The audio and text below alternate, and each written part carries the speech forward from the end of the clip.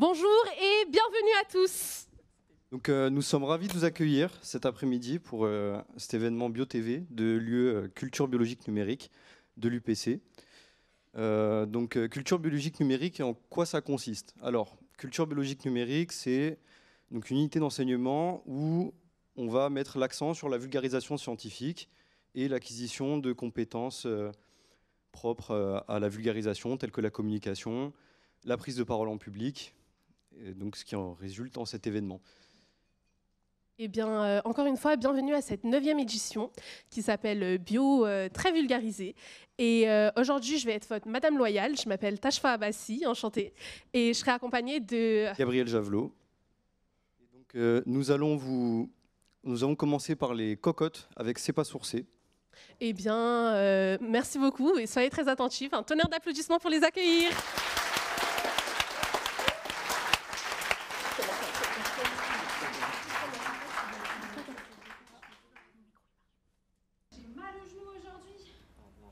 Tu sais, Jamy, plus on vieillit, plus on a de problèmes comme celui-ci.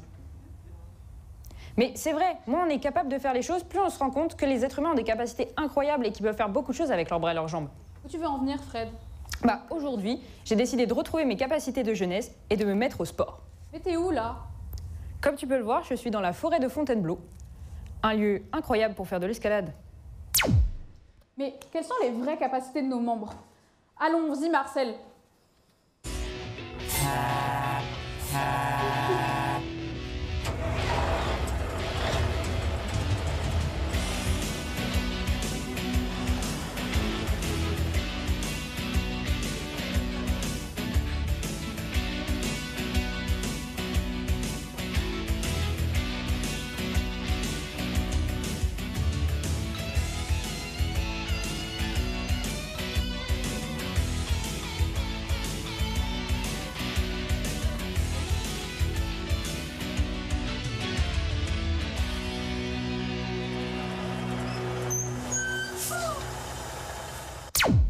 À une soixantaine de kilomètres de Paris, nichée entre pins, rochers et sable fin, la forêt de Fontainebleau est bien plus qu'un simple décor de conte de fées. Véritable joyau naturel, elle attire chaque année des milliers de grimpeurs venus du monde entier.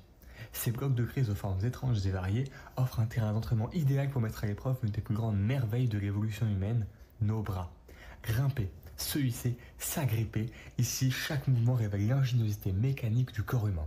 À Fontainebleau, les muscles travaillent, les articulations s'activent et l'appréhension devient un art. C'est dans ce décor sauvage que commence notre exploration du bras humain. Pour mesurer la capacité de mes bras, j'ai décidé de faire de l'escalade. Un sport qui en demande beaucoup dans les triceps et les biceps. En effet, Fred, pour faire de l'escalade, tu vas avoir besoin de tes bras. En plus de la structure musculaire très développée des bras, il y a aussi la structure osseuse qui, elle, est très intéressante. Venez voir. Comme vous pouvez le voir, le bras humain est composé de 3 grandes parties. Le zygopode, composé de l'humérus, le stylopode, composé du radius et de l'ulna, et l'autopode, composé de tous les os de la main. En plus de cela, ces 3 parties sont articulées entre elles, notamment avec l'axe du coude, qui permet, une fois le bras tendu, 3 axes différents. Également, la main n'est pas en reste avec son poignet, et tous ces tendons, elles permettent de s'accrocher à toutes sortes de surfaces très fines et très complexes, idéales pour l'escalade. Alors Fred, ça grimpe? Regarde, Jamy, je me suspends grâce à mes bras. À Fontainebleau, grimper c'est bien plus qu'un jeu d'équilibre. C'est une véritable démonstration de ce que nos membres supérieurs savent faire. Grâce à l'articulation de l'épaule, du coude et du poignet, le bras humain peut se plier, se tendre, pivoter et surtout se projeter pour attraper des prises parfois très éloignées. Et une fois la prise atteinte, tout se repose sur la main, ce petit bijou d'ingénierie. Avec ses 5 doigts mobiles, ses muscles précis et sa paume qui s'adapte à la forme de l'objet, elle nous permet de nous accrocher à presque tout. Une fissure, une arête, un simple creux, tout le bras, des os tendons fonctionnent en chaîne pour nous hisser, nous retenir et parfois tenir sur un seul doigt. C'était super, c'est vraiment un sport où les bras sont sollicités. Il y a beaucoup de mouvements qui nécessitent de pousser et de tirer sur les bras pour pouvoir atteindre des prises éloignées. De plus, les muscles doivent être endurants pour pouvoir rester agrippés longtemps. Mais n'oublie pas d'exercer également tes jambes, Fred. Regardez un peu la composition des jambes. Comme le bras, il est composé de 3 grands axes. Le zygopode à nouveau, le stylopode et l'autopode. Seulement, le nom des os change. Aussi, l'articulation du genou permet, avec une poussée vers le sol, de marcher. Également, le pied, avec tous ces os très complexes et très orientés, organisés de façon différente de la main, permet une bonne surface au sol et de rester debout sans tomber. Pour les jambes, je vais faire de la course à pied. Peut-être qu'un jour, je pourrais faire un marathon. Courir, ça a l'air simple, mais c'est une vraie chorégraphie biomécanique. À chaque foulée, le bassin, la hanche, le genou et la cheville travaillent ensemble comme une chaîne articulée qui propulse le corps en avant.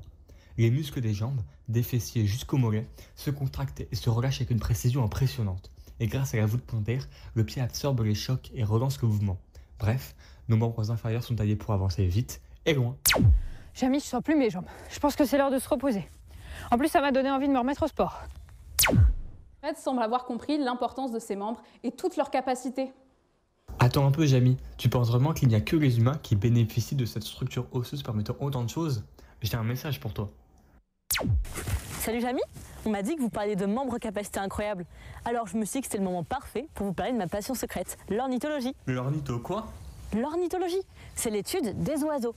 Pouvoir voler grâce à ses bras, ça pourrait être une capacité incroyable, c'en est une quand même.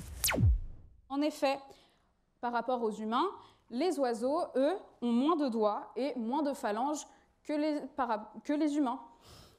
Également, proportionnellement, ces os se sont allongés et fusionnés. C'est pour ça qu'on se retrouve avec moins de doigts et moins de phalanges. C'est également pour ça que, comme on voit, il n'y a à peu près que 2 doigts.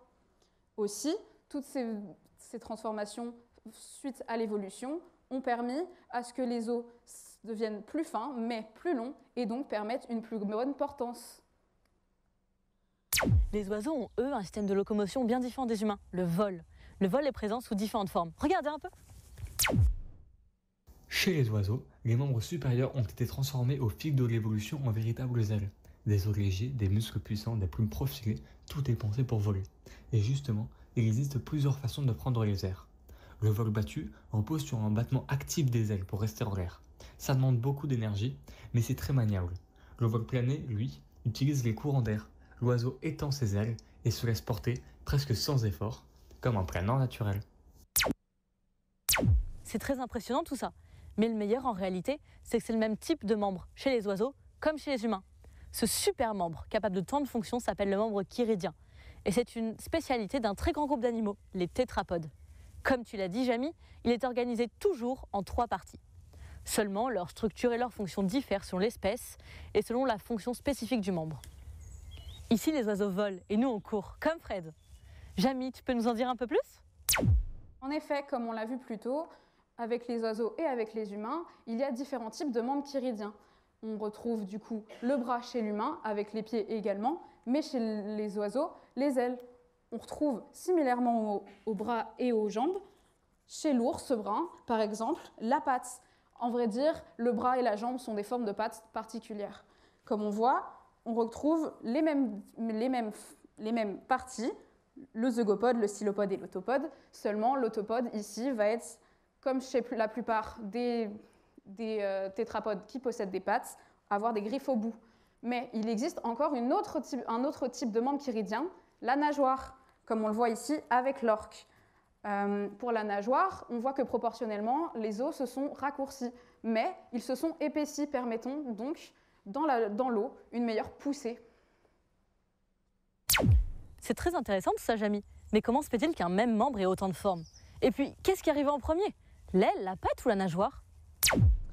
À vrai dire, l'évolution est un peu complexe.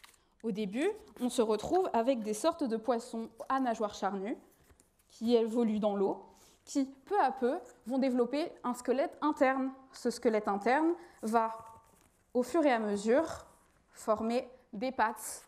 Grâce à ces pattes, cette espèce de poisson avec des pattes bizarres va sortir de l'eau. C'est là qu'on assiste à la vraie naissance des pattes. Donc, on peut dire que ce sont les pattes qui sont apparues en premier. Mais à vrai dire, il y a autant de membres chiridiens qu'il y a d'espèces de tétrapodes. Et au cours de l'évolution, les pattes n'ont pas été les mêmes que celles du début. Elles se sont spécialisées en même temps que se sont spécialisées avec cette base de pattes les ailes ou les nageoires.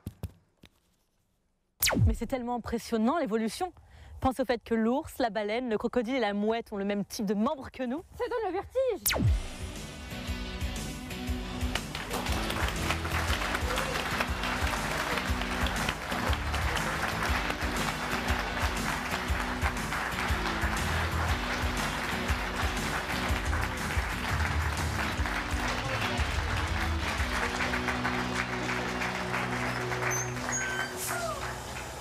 Du coup, nous sommes à votre disposition si vous avez des questions sur notre émission. Oui, Monsieur Kerner. Oui. Déjà, c'était très bien. Bravo, félicitations. J'ai juste une petite remarque. C'est normal, je suis votre enseignant. Pour les parties du membre chiridien, le premier, c'est le stylopode. Ensuite, c'est le zeugopode. Et à la fin, c'est l'autopode. Le premier, après, j'arrête. Merci, monsieur. Merci. Et une question? Non. Ok. Bon, bah, ça veut dire que c'était tout clair, hein. Franchement, on le prend bien. Merci beaucoup. Merci.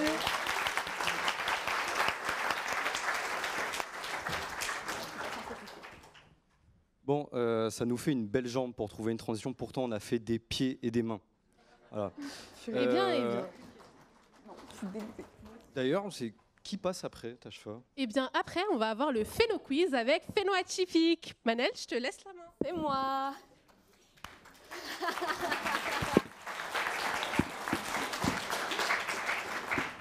Eh bien, rebonjour. Moi, je serai l'une de vos 3 présentatrices pour notre Phéno Quiz. Mais visiblement, il n'y a pas encore la diapo. Et voilà.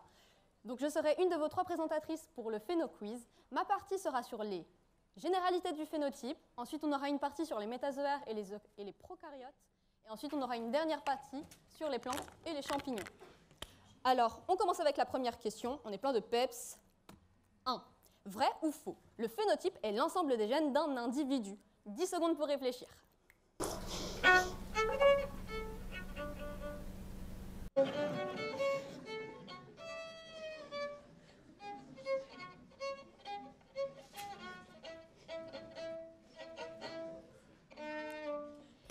Alors, vous avez... Ça fait plaisir. Alors, vous avez réfléchi? On lève la main pour A. Ouais, ok, d'accord. On lève la main pour B. Ouais, du monde, waouh. Eh bien, la bonne réponse était la B. Bravo à vous.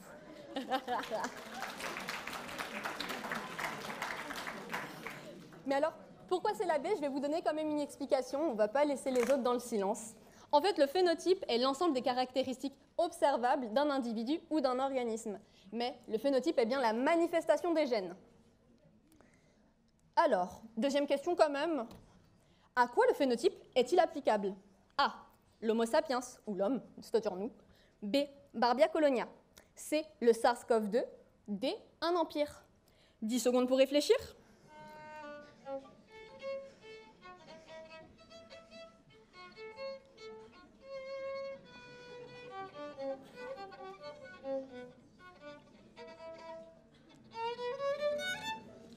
Merci Anisha. Allez, cette fois avec un peu plus de peps. Qui est pour la A? Allez, on lève la main. Ouais. Qui est pour la B? Ouais aussi, ouais, je suis d'accord. Qui est pour la C? Ok, il y a du monde. Qui est pour la D? Un peu moins, mais ok, sympa. Eh bien, la bonne réponse était, ou les bonnes réponses plutôt, ah bah que des C. C'est pas grave. Donc, c'était la réponse C, l'Homo sapiens, ou l'homme, parce que, bien évidemment, nous sommes des organismes vivants, nous sommes des hommes, ça vous le savez. C, ou plutôt, en fait, B, Barbia colonia, eh bien non, une colonie de Barbie n'est pas un individu ni un organisme. C, donc le vrai C, SARS-CoV-2, ou le virus responsable du Covid, en fait, ce n'est pas un organisme vivant. Le virus, et c'est un sujet controversé, les virus ne sont pas vivants. C, ou plutôt la réponse D, un empire. Et cette fois, je ne parle pas d'un empire romain ou d'un empire colonial, mais bien d'un empire en biologie, est en fait une classification du vivant. C'est une classification qui se répartit en 2 empires, les prokaryotes et les eucaryotes. Bien entendu, nous faisons partie des eucaryotes. Les eucaryotes, c'est composé d'organismes vivants, les prokaryotes aussi. Alors le phénotype est applicable aux empires. Pour notre dernière question, du moins de ma partie, je vais avoir besoin d'un volontaire du public, s'il vous plaît. Allez, soyez pas timide. Promis, je mords pas, c'est pas méchant. Je vois une madame orange, là. Vous, madame, ou monsieur, je ne sais pas. Je n'ai pas mes lunettes, désolée, oui. C'était la première que j'ai vue lever la main, désolée, ou des autres participants. On peut l'applaudir. Wouh! Bonjour, madame. Comment vous vous appelez? Maëva. Eh bien, bonjour, Maëva. Aujourd'hui, pour la dernière question, elle va porter sur ton phénotype. Si tu peux faire la typose, s'il te plaît. La typose. Ouais. Allez, un applaudissement encore. Alors, on va prendre 3 questions dans le public. Alors, monsieur, madame Loyal, s'il vous plaît, on est actif. Qui peut me pointer des éléments, ou du moins un élément, de son phénotype, s'il vous plaît? Levez la main. J'ai besoin de monsieur, madame Loyal, là. Bah là, on a 3 questions dans le milieu, enfin 3 mains levées. Continuez de lever la main. La couleur de ses yeux? Yes!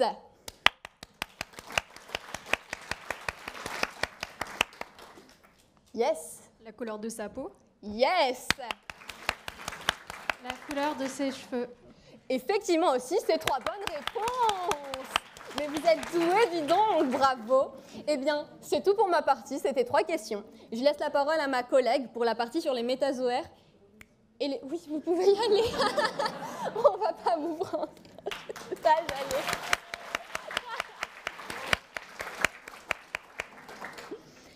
Merci. Eh bien, bonjour. Donc, je vais vous présenter les métazoaires et les prokaryotes. Donc, dans un premier temps, comme l'a cité ma collègue précédemment, il existe 2 grands empires. Et parmi ces empires, on retrouve des règnes, qui sont des grandes divisions du monde vivant. Par exemple, chez les prokaryotes, on retrouve les eubactéries ou encore les archées, tandis que chez les eucaryotes, on retrouve les champignons, les végétaux ou les animaux, que l'on appelle aussi métazoaires, et qui est le règne auquel nous appartenons. Mais savez-vous ce qui différencie ces 2 empires? A, la présence d'un noyau, B, la présence d'une membrane plasmique, ou C, la présence de compartiments cellulaires, autrement appelés organites. Vous avez 10 secondes.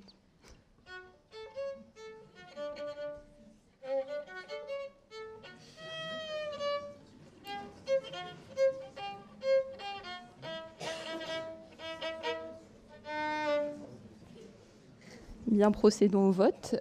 Qui est pour la proposition A? Beaucoup de mains levées. Qui est pour la proposition B? Un petit peu plus timide. Qui est pour la proposition C? Eh bien, les bonnes réponses sont la réponse A et la réponse C. Donc, bravo à ceux qui ont bien répondu. Mais pour vous expliquer...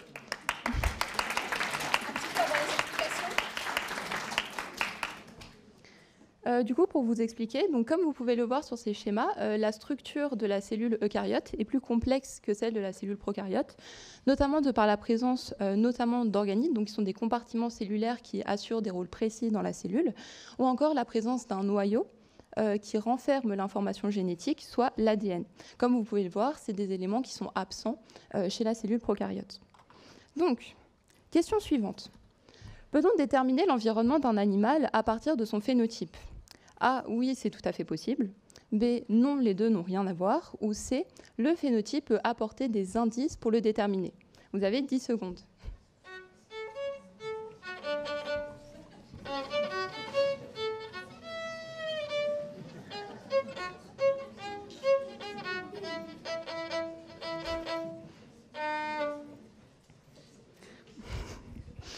Eh bien, alors, qui est pour la proposition A? A. D'accord. Qui est pour la proposition B? Et qui est pour la proposition C? Oh, waouh! Eh bien, la bonne réponse est la réponse C. Donc, bravo à la majorité. Car, En effet, la localisation précise d'un animal ne peut pas être déterminée grâce à son phénotype, puisqu'il existe différents endroits sur Terre où l'environnement ou le climat est assez similaire. Toutefois, l'environnement, qui correspond à l'ensemble des éléments qui entourent un individu, peut être déterminé en partie grâce au phénotype. Je préviens, mais pour les personnes qui ont peur des serpents, j'ai projeté des images de vipères. Donc, vous faisiez ce que vous voulez de l'information. Mais du coup, pour illustrer, je vais prendre le cas du mélanisme chez les vipères péliades, car en effet, le mélanisme est un phénotype animal qui est caractérisé par l'augmentation de la production de pigments, donc notamment de mélanine, au niveau de la peau, des écailles ou des pelages, selon l'animal pris en considération. Ce qui fait que chez les vipères ici, l'ensemble de leurs écailles sont colorées en noir. C'est un phénotype qui a été sélectionné notamment dans les régions froides, puisqu'il permet d'optimiser l'absorption de la chaleur et par conséquent à contribuer à assurer leur survie dans ces milieux. Ainsi, et quelque chose d'important à retenir, est que le phénotype ne se limite pas uniquement à ce que nos gènes expriment, mais que l'environnement, en interaction avec nos gènes, contribue à façonner notre phénotype et par conséquent notre apparence.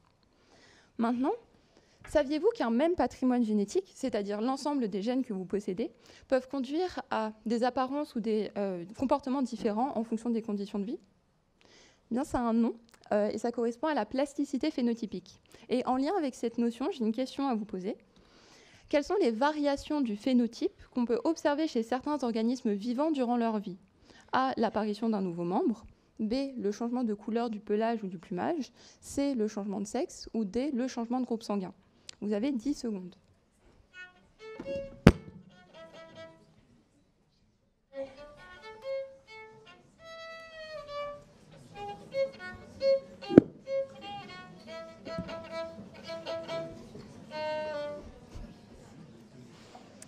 Eh bien, votons. Qui est pour la proposition A ? Qui est pour la proposition B ? Dites donc. Qui est pour la proposition C ? Et la proposition D ? Je vois que vous y connaissez quand même pas mal. Les bonnes réponses donc, sont les réponses B et C. Donc bravo à vous. Donc, pour vous donner quelques explications, le changement de couleur du pelage ou du plumage peut s'opérer selon différentes conditions environnementales, donc, comme par exemple le changement de saison, qui est accompagné d'une variation de la température ou une variation de la durée du jour, qui est perçue par l'organisme de l'animal et qui y répond afin de changer son phénotype. C'est par exemple ce qu'on peut observer chez le lièvre variable ou encore le renard polaire, dont le pelage passe de brun en été à blanc en hiver, afin d'optimiser leur camouflage et de se protéger des prédateurs. Mais ce n'est pas la seule condition, puisque par exemple, l'alimentation peut entraîner un changement de couleur du plumage, comme par exemple chez le flamant rose, un exemple que vous connaissez peut-être déjà, dont la consommation de crevettes roses contribue à faire passer le plumage d'une couleur grise à une couleur rose. Donc, d'autre part, quelque chose qui peut-être peut vous paraître curieux, mais vu que vous avez assez bien répondu, je ne pense pas, le changement de sexe est effectivement quelque chose qui peut exister, comme par exemple chez les poissons clowns, chez lesquels on peut observer un phénomène que l'on appelle l'hermaphrodisme successif. Pour vous expliquer, donc, dans une anémone, il existe une femelle dominante ainsi que des mâles. Lorsque la femelle dominante meurt, le principal mâle reproducteur subit une transformation de ses organes reproductifs, donc de mâle à femelle, due à un changement hormonal qui est accompagné d'une modification du comportement reproductif, ainsi qu'une augmentation de la taille qui lui permet de devenir la femelle dominante. Donc, c'est tout pour ma partie. Donc, je vais laisser la place à ma collègue qui donc, va vous parler des plantes et des champignons.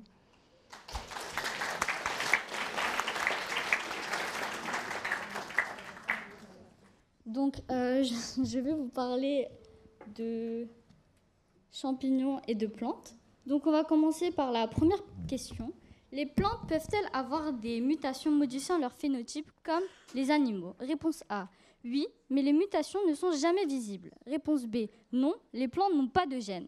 Réponse C. Oui, certaines mutations peuvent modifier l'apparence des plantes, donc leur phénotype. Vous avez 10 secondes.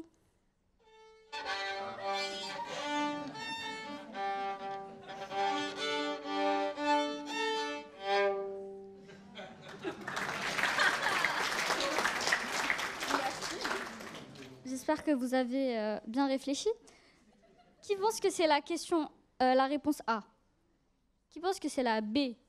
Qui pense que c'est la C? Waouh! Mais oui, c'est la C! Applaudissez-vous. Bravo! Hein. Donc, je vais passer aux explications. D'abord, on va voir qu'est-ce qu'un phénotype. Un phénotype, c'est l'ensemble des caractères observables chez un individu, comme par exemple la couleur des pétales des fleurs. Donc maintenant, je vais vous expliquer ce qu'est une mutation. Une mutation, c'est la modification de la séquence de l'ADN. Cela peut engendrer une modification de la version d'un gène. Donc là, on a le gène 1 et là, on a le gène 2. Et cela peut engendrer la formation d'allèles. Donc là, on a l'allèle 1 et ça, on a l'allèle 2. Ainsi, on peut également ajouter que le phénotype, c'est le résultat visible de l'expression des gènes. Donc, le phénotype dépend du génotype, mais également de l'environnement, comme on a vu avec ma collègue. Aussi, une mutation dans le gène codant pour la couleur des pétales de fleurs, lorsque elle est modifiée par une mutation, on peut avoir une modification du gène et donc une modification du phénotype. C'est pour cela qu'on a des phénotypes différents. Ainsi, on peut également voir une plante avec des fleurs initialement rouges, mais lorsqu'il y a une mutation, on peut également voir une plante avec des fleurs de pétales blancs et rouges. Maintenant, passons à la deuxième question. L'environnement peut-il modifier la couleur d'une fleur? Réponse A, non. La couleur est déterminée uniquement par la génétique. Réponse B, oui, par exemple l'hortensia qui change de couleur selon le pH du sol. Et la réponse C, oui, mais seulement chez les plantes tropicales. Vous avez 10 secondes.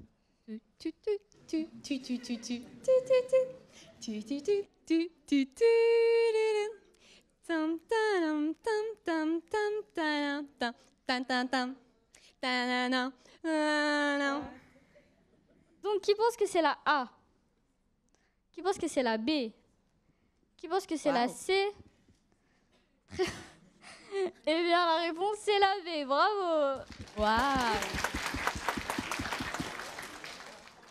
Donc, passons maintenant aux petites explications. En effet, la couleur des fleurs peuvent varier en fonction de leur milieu, comme par exemple l'acidité du sol. Et c'est le cas de l'hortensia. Donc, le pH, c'est une échelle qui permet de caractériser l'acidité ou la basicité d'un milieu ou d'une substance. De plus, dans notre cas, lorsque le sol est acide, cela permet de faciliter la dissolution des ions aluminium présents dans le sol. Ainsi, les ions aluminium vont être absorbés par la plante, ce qui va permettre... les ions aluminium vont rentrer en contact avec les pigments, ce qui permet de changer leur couleur. C'est pour cela que lorsque le pH est acide, on peut avoir des fleurs bleues, alors que lorsque le pH est basique, on peut avoir des fleurs roses. Et pour finir, la dernière question. Quel type de phénotype illustre ce phénomène observé chez la fourmi infectée par les champignons Ophiocordyceps? Ce schéma-là. Réfléchissez bien. Donc, réponse A, le phénotype génétique de l'insecte. Réponse B, le phénotype cellulaire du champignon. Réponse C, le phénotype étendu du champignon. Vous avez 10 secondes. Le public avec moi, s'il vous plaît.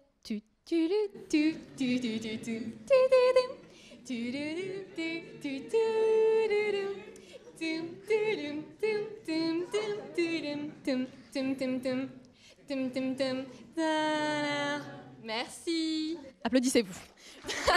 Désolée. Donc, qui pense que c'est la réponse A? Qui pense que c'est la B? Qui pense que c'est la C? Oui. Waouh, bravo. C'est bien la C. Oui, oui. Vous pouvez vous applaudir, vous avez raison. Bravo.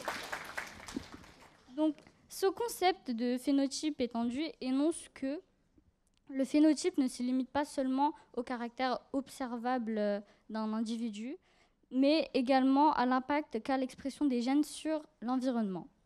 Donc, on va prendre par exemple celui du champignon. Dans un premier temps, le champignon va produire des spores, ce sont des cellules reproductrices.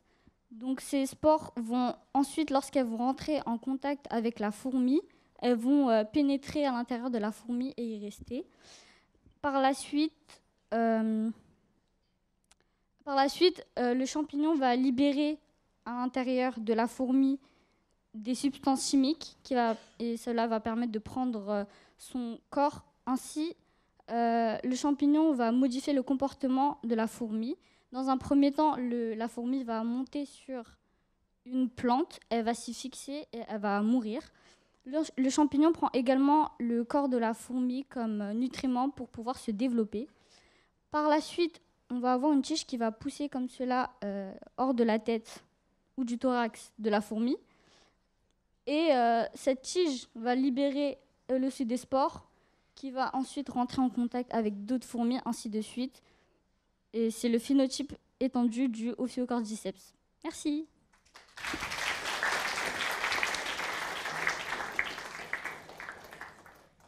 Merci pour votre participation, c'était génial. Vous avez été très bon public. Il y a un temps de questions. Qui a des questions? Yes? Pardon. La question que j'avais, c'était par rapport à la deuxième partie. Il y avait une question où on parlait du changement de couleur ou l'apparition d'un nouveau membre. Du coup, par exemple, pour un insecte, c'est pas le cas. Genre une chenille qui se transforme en papillon. Il n'y a pas d'apparition de nouveaux membres qui sont... C'est par rapport à ça. Pardon. Ah, effectivement. C'est une très bonne question. Merci.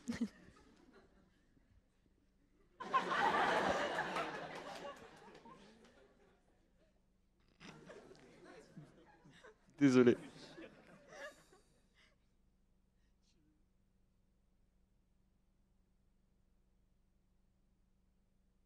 Je peux supposer que oui. Mais... Tu veux pas?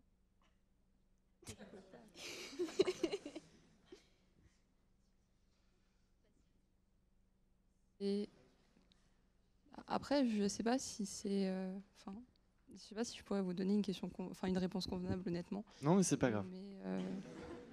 Excusez-moi, Non. Il n'y a aucun problème. Je suis désolée, on ne saurait pas vous répondre pour une fois en plus. Promis, on connaît notre sujet par cœur de base. Je vous assure, on a travaillé sur un billet dessus. Hein. Est-ce que quelqu'un a une autre question? Oui, le micro, waouh! J'ai le micro, let's go. Yes. La question, c'était au début, vous avez dit que les virus, ils ne pouvaient pas avoir de phénotype parce qu'ils n'étaient pas vivants. Yes. Pourquoi les virus ne sont pas vivants, du coup? En fait, les virus ne sont pas considérés comme des organismes vivants, mais comme des agents infectieux à l'heure actuelle, sûrement. Mais c'est un sujet controversé parce que, en gros, le vivant doit être capable, est censé être capable de se reproduire, vivre et mourir de lui-même, vous voyez. C'est ce qu'on fait. Hein.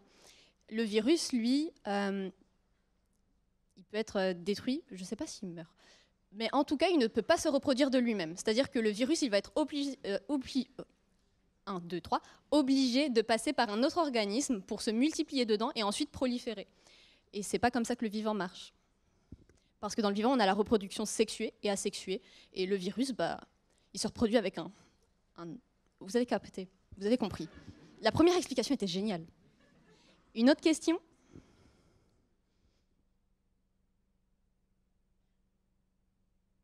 Non, c'est OK? Merci.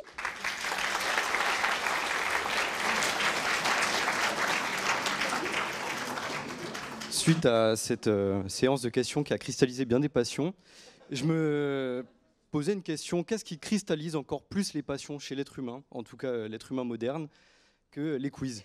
Et j'ai ma réponse, c'est le sport. Et donc, je vous prie d'accueillir Box pour la vie des Cell Reapers.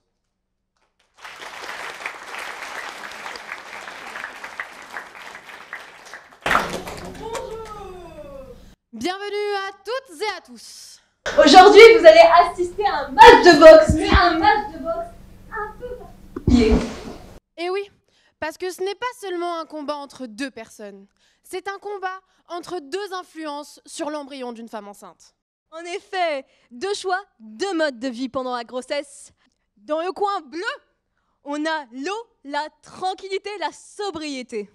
Et dans le coin rouge, nous aurons l'alcool, l'amusement et l'oubli. Mais bien sûr, dans ce match de boxe, vous allez aussi participer. Vous allez observer, comprendre, encourager, mais surtout ne pas juger. Alors assez de spoil et faites du bruit pour nos deux combattants. Faites du bruit pour la représentante de l'eau, Aquatix.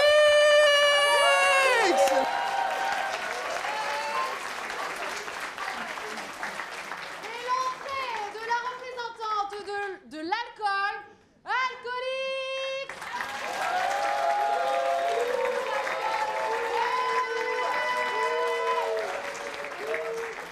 Et il y aura donc, pour ce combat, 3 matchs. Et même 3 combats, un par trimestre. Et il y aura 2 issues pour ces 3 combats grandioses. Et je dirais même plus, ces 3 combats grandiloquents. En effet, si l'eau gagne, alors la mer aura finalement bu de l'eau.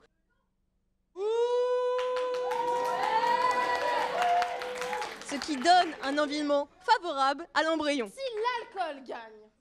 Oh là là là là là là là là. Alors là, ça veut dire que la mère, elle aura bu de l'alcool. Et dans ces cas-là, vous inquiétez pas, on va tout vous expliquer. Mais bon, c'est pas tout ça. Place au combat!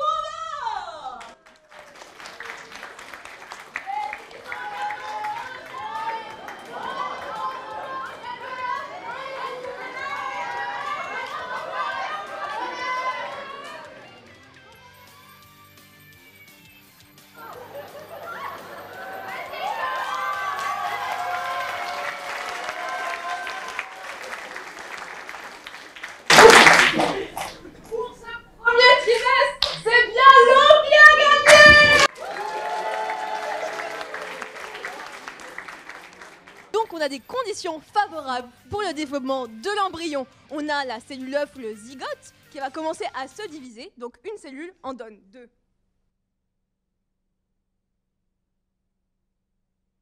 Et elle va même se diviser une multitude de fois. Vous allez voir, il va y en avoir de partout. Il y a même des cellules qui vont commencer à se différencier. Et ça va permettre la formation de quelques organes primaires. Et oui, parce que les cellules ont différents devenirs, tout dépend de leur localisation et des besoins. En effet, on peut prendre l'exemple dans la zone du futur cerveau. Certaines cellules vont commencer à se différencier en neurones, alors que dans la zone du futur foie de notre embryon, certaines cellules vont commencer à se différencier en hépatocytes. Bon alors, si comme moi, vous trouvez qu'elle utilise des mots trop compliqués, hépato, ça veut dire foie, et cyte, c'est cellule. Donc en gros, c'est des cellules du foie. Ouais.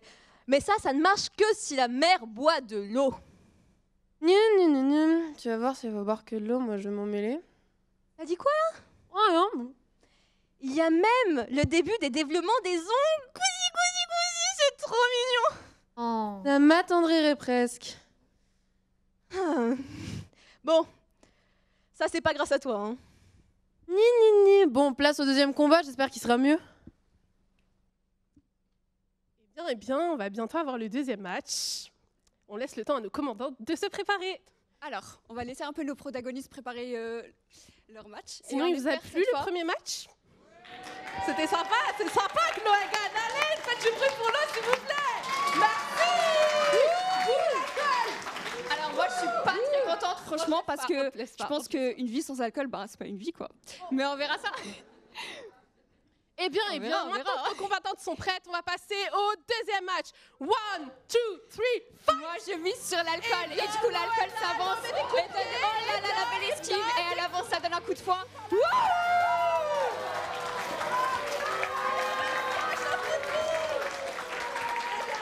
C'est fini pour l'eau, malheureusement. Alors, je tiens à préciser que le combat s'est fini beaucoup plus rapidement. Comme quoi, l'alcool, franchement. Ça veut rien dire, en fait. Ça veut rien dire. Je suis pas d'accord. Bon. malheureusement, avec cette prise d'alcool lors du 2e trimestre, eh bien, le fœtus n'aura pas des conditions favorables pour se développer pendant une période très décisive. Oh là là, toujours les grands mots, franchement, tout ce blabla et tout. Alors que normalement, au 2e trimestre, le bébé, il est censé bouger. Mais si finalement, grâce à l'alcool, il ne bouge pas, c'est peut-être mieux pour la maman, non? Alors, Mais maman, ça va pas la tête? Mais sérieusement, réfléchis un peu. Non, mais non. Et en plus, on peut avoir des os qui vont mal se développer. mais ça fera juste un bébé avec des os qui sont peut-être un peu soudés, c'est original. Et de toute façon, son développement neuronal, il va se passer normalement, quoi. Eh bien, normalement, il devrait se passer normalement. Vu que tu mets ton petit grain de sel, eh bien, ça va pas être fait au complet. Et on aura certaines divisions cellulaires qui vont mal se passer. Mais des cellules, on a dit qu'on avait déjà assez, il y en a beaucoup. Ça va, quoi. Eh bien non, ça va pas. Parce que y en a d'autres qui savent plus quoi faire et celles-ci ne vont plus se différencier. Et tu sais ce qu'elles font, les cellules qui se différencient pas? Bah, elles servent à rien. Et du coup, ça veut dire qu'elles vont mourir. Et pour ça, elles vont se suicider. Oh, la mort, tout le monde a peur de la mort. L'apoptose, elle est omniprésente dans notre corps. Ça veut dire que c'est logique, si des cellules ne servent à rien, elles finissent par mourir. Et d'autres cellules spécialisées vont venir donc dégrader ces cellules. Et vu qu'elles serviront plus à rien, elles aussi vont mourir. Mais franchement, c'est juste un peu un ménage, quoi. Le grand ménage du printemps. Grand ménage printemps, mais en fait, là, ça va pas se passer comme ça parce qu'il y a beaucoup trop d'apoptose.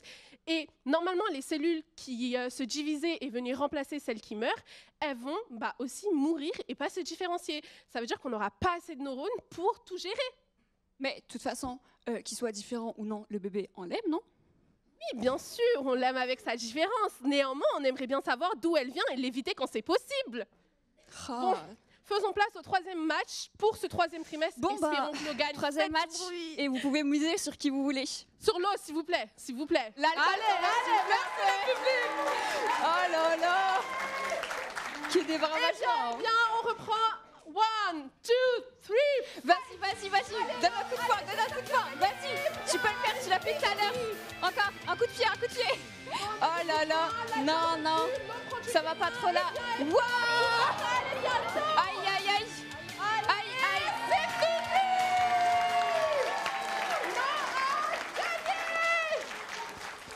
Eh bien. Franchement, c'est pas drôle. C'est jamais les méchants qui gagnent. Hein. Moi, je trouve ça très drôle, pour le coup. La petite chute, très sympa. Du coup, là, le bébé, il va avoir des conditions favorables pour se développer. Néanmoins, ça va pas se faire sans difficulté. Et en plus, il peut commencer à avoir la lumière. Ah, mais ça, c'est une bonne nouvelle. Parce que depuis tout à l'heure, tu dis que j'ai créé des problèmes. Mais en moins, il voit, quoi. Mais ça reste encore à être décidé, OK? Tes problèmes, ils sont toujours là. OK. Néanmoins, on va avoir des petits poils qui vont se former sur sa tête, des petits cheveux trop mignons, mais aussi des petits membres potelés. Projet Chewbacca, peut-être ou... Eh bien non, on va passer à la mère qui accouche. La pauvre. Eh bien... On va faire une petite remise des prix, j'imagine, même si j'ai perdu, quoi. C'est triste. Oh, tu le sais déjà? T'as un peu spoil. Dans tous les cas, la maman, elle a déjà des dégâts, hein, si vous voulez. Eh bien, mesdames et messieurs... Comme vous le savez, le match d'aujourd'hui va sacrer un vainqueur. Je pense que vous savez l'issue de ce match. Eh bien, c'est l'eau qui a gagné Fetchu. Merci.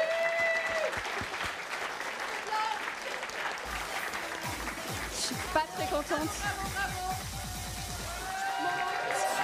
Vas-y, vraiment.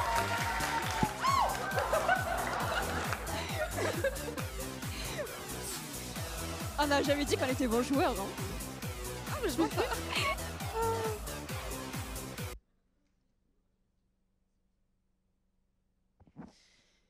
Bon, quand même un trimestre de gagné. Moi, je dis... Oui, malheureusement, il y a quand même de l'alcool qui a été pris pendant le second trimestre. Et même un verre, c'est une exposition à l'alcool. Et donc, ça aura des conséquences sur l'enfant. Mais quelques centilitres, ça doit pas changer grand-chose. T'as vraiment rien suivi, toi? Ça aura des conséquences plus ou moins graves sur l'enfant. Par exemple, un retard de croissance. C'est pas grave d'être petit. On s'en sort super bien avec les rayons du bas dans les supermarchés. Il peut avoir des déformations physiques. On a dit qu'on les met avec sa différence, même si elle est grande. Il peut avoir des déformations sur des organes vitaux. Ça, franchement, c'est pas un argument, parce que ça permet d'avoir le pass VIP dans les parcs d'attractions. Et alors ça c'est génial. Alors toc. Bien sûr, c'est un avantage. Ouais. Il peut aussi avoir, bien évidemment, comme on l'a dit plus tôt, des anomalies neurologiques. Alors, tu vas dire quoi? Bah là, j'ai envie de te dire que tu radotes, la vieille, parce que tu l'as déjà dit tout à l'heure. Mais bon, au final, ça doit pas faire grand-chose, on doit pouvoir faire quelque chose après. Eh bien, malheureusement, non. Il n'y a pas de réel traitement à ces problèmes. On peut bien accompagner au mieux l'enfant, mais on ne pourra pas le guérir ou le traiter. Et oui, pas de solution magique. Problème. Toujours dans la négativité. Surtout, la maman va devoir en parler à son médecin pour que elle et son enfant soient prises en charge au plus tôt. Mais le papa, lui, il peut boire? Lui, c'est un autre problème. Aujourd'hui, on veut surtout parler de la grossesse et on veut vous rappeler que pendant la grossesse, les recommandations des médecins, c'est bien zéro alcool pendant la grossesse. Merci. Merci à vous, merci.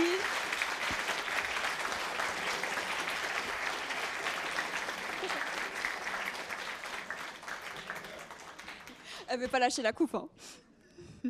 Vous avez des questions peut-être? N'hésitez surtout pas. Oui. Ok, en haut. Merci. D'abord, super, c'était génial. Je voulais vous poser la question. Donc, vous avez parlé de la prise d'alcool pendant la grossesse. Qu'en est-il d'avant, au moment de la fécondation, avant? Est-ce que, et pour la mère et pour le père, ça pose des problèmes de consommer juste avant? Oui, en effet, il peut avoir des problèmes pour quand on a la conception des cellules qui vont être les cellules germinales, donc le spermatozoïde ou l'ovule. Les gamètes. Boire de l'alcool. Ouais, bah vas-y si tu veux, tu peux parler. Non, mais c'était juste pour dire que ça s'appelle des gamètes. Des gamètes. Ça va avoir des problèmes au niveau des gamètes. C'est aussi pour ça qu'on a dit à la fin qu'il pourrait avoir des problèmes avec le père, parce que si le père ou la mère boit pendant la conception des gamètes, il peut avoir des problèmes pour l'embryon. Après, c'est important de préciser que ça varie vraiment d'une personne à une autre. D'autres questions? Vous avez parlé de l'importance de ne pas prendre d'alcool pendant la grossesse. Oui. Est-ce qu'il y a les mêmes conséquences après la naissance de l'enfant si on allaite? Alors, très honnêtement, ce n'est pas le sujet sur lequel nous nous sommes renseignés. Néanmoins, personnellement, je sais qu'il n'est pas conseillé de prendre de l'alcool pendant qu'on allaite parce que ça peut également altérer le lait qui, du coup, nourrit le bébé. Donc, d'une certaine façon, ça lui cause des problèmes également. Donc, généralement, pendant qu'on veut un bébé, on a un bébé et qu'on allaite le bébé, rien. On essaye de faire notre maximum pour éviter ça.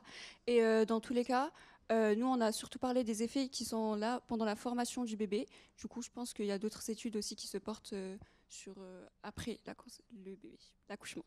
Merci.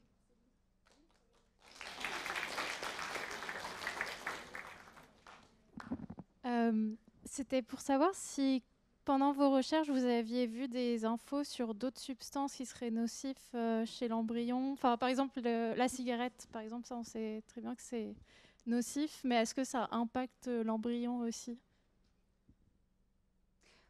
Pour être honnête, non, pas du tout. Moi, j'ai pas vu d'autres substances, en tout cas. Mais peut-être mes camarades. J'ai pas fait de recherche.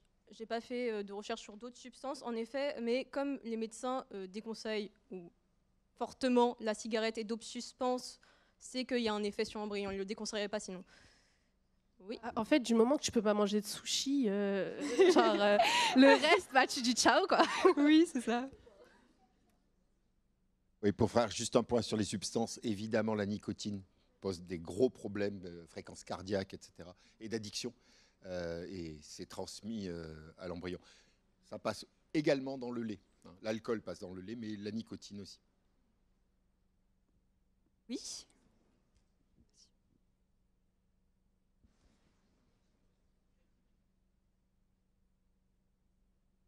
C'est pas pour vous mettre mal à l'aise, mais si on étend aux autres substances, les plastiques, par exemple, je crois qu'on mange l'équivalent d'une carte de crédit par semaine.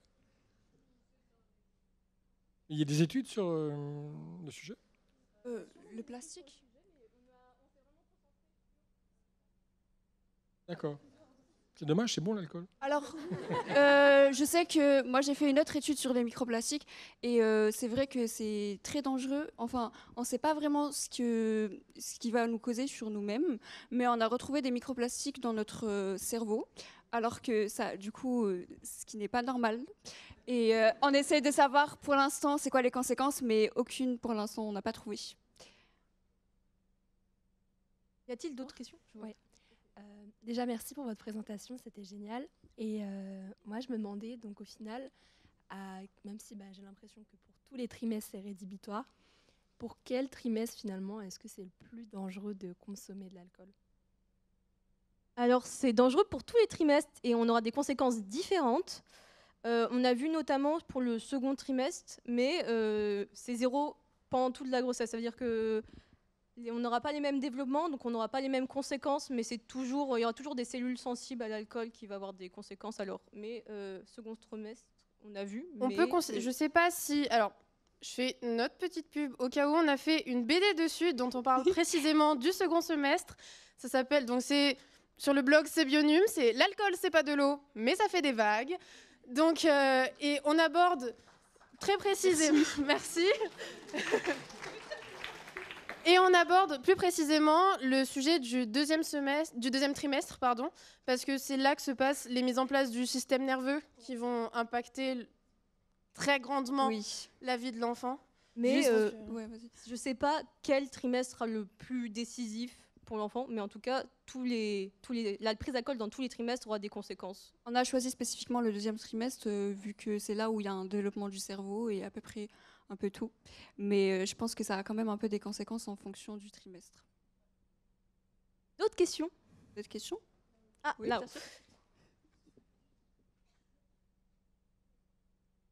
Alors déjà, merci pour votre présentation. Moi, je me demandais, ces recommandations-là, elles n'ont pas toujours été suivies, elles n'ont pas toujours existé. Et il n'y a pas si longtemps que ça, l'alcool, parfois, on considérait ça comme une boisson nourrissante, une boisson bonne pour la santé. Et j'imagine qu'il y a beaucoup de femmes enceintes qui ont consommé de l'alcool. Même, il me semble qu'au Moyen-Âge, on mélangeait souvent l'alcool avec l'eau, on en donnait aux enfants, enfin bon, bref. Donc je me demandais comment ça se fait qu'on ait quand même pu avoir des bébés en bonne santé qui naissent. Est-ce que la sensibilité varie d'un individu à l'autre ou est-ce que forcément, quand elles consommaient de l'alcool, il y avait des effets néfastes et, voilà. Alors, généralement, il y a une différence de sensibilité d'un individu à l'autre. Comme il y a une différence de sensibilité à absolument tout. Je sais pas, il y a des gens qui aiment le piquant, il y a des gens qui supportent pas, il y a des gens qui aiment le sucre, il y a des gens qui supportent pas. Chacun son truc. Et c'est à peu près pareil pour la sensibilité à l'alcool. Mais très honnêtement, je pense que personne ne sait pourquoi est-ce que... Enfin, Maëlle. Ce que je voudrais dire, c'est que non, on ne sait pas... on n'a pas fait d'études d'alcool pendant l'histoire, donc savoir s'il y a eu des conséquences au Moyen-Âge. Ce qu'on sait, c'est que les chercheurs, ils n'ont pas vu non plus d'effet dose, c'est-à-dire qu'il n'y a pas à une certaine dose, là, c'est bon si je prends en dessous. J'ai voir de l'alcool parce que, par exemple, l'apoptose, c'est difficile à voir quand tu regardes sur... parce que c'est une cellule qui meurt, qui rétrécit, c'est pas... Donc on ne sait pas s'il y a une dose ou pas, c'est pour ça qu'on dit 0 alcool, parce que... Et je pense que ça a eu des conséquences pour les enfants, mais il y a eu plein de choses qui ont des conséquences. Mais comme on a des résistances aussi, les gens survivent, c'est comme... on était plus sensible à certaines maladies où on n'avait pas de protection pour les maladies, pourtant il y a eu des développements. Ça ne veut pas dire que ça n'a pas eu de conséquences, c'est juste qu'ils ont réussi à survivre malgré les conséquences, je pense. D'ailleurs, petite précision, c'est que en fait, les recherches elles se sont faites un peu récemment, on va dire, et du coup, tout ce qu'on sait là tout de suite, normalement, c'est certifié, bien sûr, c'est certifié par d'autres, mais juste, il n'y a pas beaucoup de recherches sur ça pour l'instant, pas vraiment. Après, il faut préciser peut-être une chose, c'est qu'on a un pays où l'alcool est omniprésent. C'est une drogue. C'est une drogue. Oui, c'est une drogue à accoutumance. C'est une drogue dont l'accoutumance est aussi forte que la morphine ou l'héroïne. On vit avec. Et donc, on avait une tradition en France de consommer de l'alcool. On a même eu, à la guerre de 14-18, on avait buvez du vin, ça renforce la santé. Les alcools forts, il y avait eu une guerre en France, le lobby pinardier, qu'on appelait le lobby pinardier, a insisté pour différencier le vin des alcools forts. Et donc, on condamnait la fameuse absinthe qui tuait les gens, c'est faux. Le whisky tueur, c'est faux. Enfin, c'est vrai, ça tue. Mais le vin n'est pas bon pour autant. D'accord. Et on a, en France, on continue aujourd'hui à avoir des lois qui différencient le vin des autres alcools. C'est complètement... c'est un fait social, c'est pas un fait scientifique. En même temps, les enfants qui sont nés dans les années passées, et puis par exemple les gens de ma génération, nous sommes très nombreux en tant que génération à avoir des effets d'alcoolisation fœtale, oui. Mais comme les enfants étaient plus petits, parce que moins bien nourris, etc., au sortir de la Deuxième Guerre mondiale, la population a pris entre 10 à 12 cm en moyenne, et ça c'est lié aux soins et à l'alimentation des enfants. Et donc effectivement, les générations, c'est très nouveau de faire très attention à l'alcool, mais il y a eu de l'alcoolisation fœtale nombreuse. Juste avant de conclure, s'il vous plaît, je voudrais préciser qu'il ne faut vraiment pas juger quand même les femmes enceintes qui boivent de l'alcool, bien sûr. Et merci. Eh bien, merci beaucoup. J'espère que vous avez bien mangé. Et à présent, on va passer à quelque chose de un peu visqueux avec les limaçons. Depuis quand sont-ils si différents, les gastéropodes?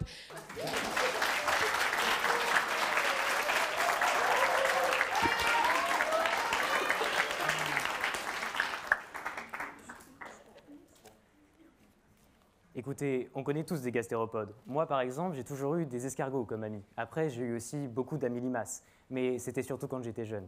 Par contre, ce qu'il y a comme problème, c'est que c'est rarement une amitié durable. Par exemple, il faut tout le temps leur donner à boire, leur donner à manger, c'est assez contraignant.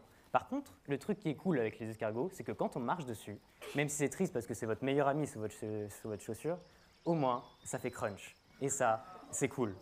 Alors que quand on marche sur une limace, ça fait splotch. Et ça, c'est juste triste.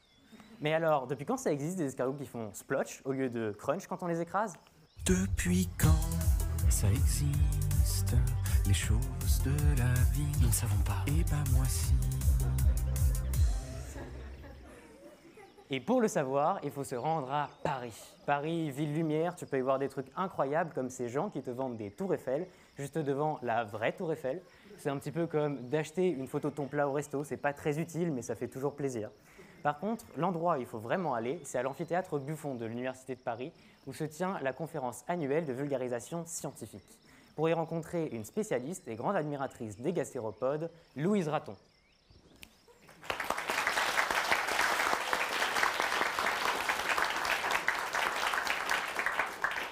Louise Raton est née le 18 avril 1997 à Berne, en Suisse. Son père était médecin et sa mère ornithologue. En 2020, elle démarre son doctorat sur la bave des escargots et ses bienfaits supposés sur la peau humaine. Bonjour, enchantée. Vous travaillez sur les gastéropodes? Oui. C'est quoi les gastéropodes? Eh bien, les gastéropodes, c'est pour simplifier un groupe d'espèces dans lequel on retrouve l'ensemble des escargots et des limaces. Mais alors, depuis quand ça existe? Et surtout, est-ce que c'était parce que certains escargots en avaient marre de se trimballer une coquille sur le dos toute la journée que maintenant, il y a des escargots sans coquille? Alors, je ne pense pas être encore assez qualifiée pour déterminer le cheminement de pensée des gastéropodes, mais je peux affirmer que c'est peu probable. En réalité, la coquille qu'on retrouve sur beaucoup d'escargots n'est pas si commune chez les gastéropodes. Mais même lorsqu'elle est présente, elle n'est pas toujours visible. Certaines sont épaisses, d'autres fines, externes ou internes. Mais alors, depuis quand ça existe des escargots sans coquille? Eh bien, en réalité, les premiers fossiles de gastéropodes ayant pu être identifiés avaient une coquille et ont été datés d'il y a plus de 500 millions d'années. On considère donc que les premiers gastéropodes avaient une coquille. Cependant, on ne peut pas en être certain, étant donné que l'absence de coquille, chez certaines limaces par exemple, qui ne fossilisent pas, ne permet pas de l'identifier. Donc en gros, les limaces sont plus évoluées que les gastéropodes puisqu'elles sont apparues après. Alors, ce n'est pas exactement l'idée. L'hypothèse adoptée par la communauté scientifique ne met pas en place d'échelle d'évolution des espèces. Une espèce n'est pas plus évoluée qu'une autre. Elle évolue simplement différemment. Les escargots sont aussi évolués que les limaces et leur différence actuelle s'explique par l'accumulation de petits changements. En revanche, leur nombre d'espèces a augmenté et s'est diversifié. Pour comprendre, il faut expliquer comment fonctionne l'évolution. L'évolution, c'est une théorie qui a été trouvée par Charles Darwin puis modifiée ensuite.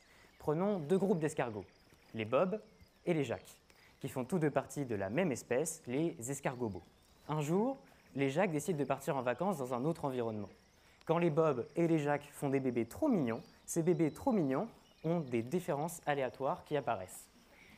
Les différences qui sont cool vont rester et les différences pas cool vont disparaître. Au bout d'un moment, les bébés trop mignons des Bob et des Jacques finissent par avoir tellement de différences accumulées qu'ils font partie de deux espèces différentes, les Bob et les Jacques. Et exactement, et ce phénomène est appelé la sélection naturelle, qui mène à un autre, la spéciation.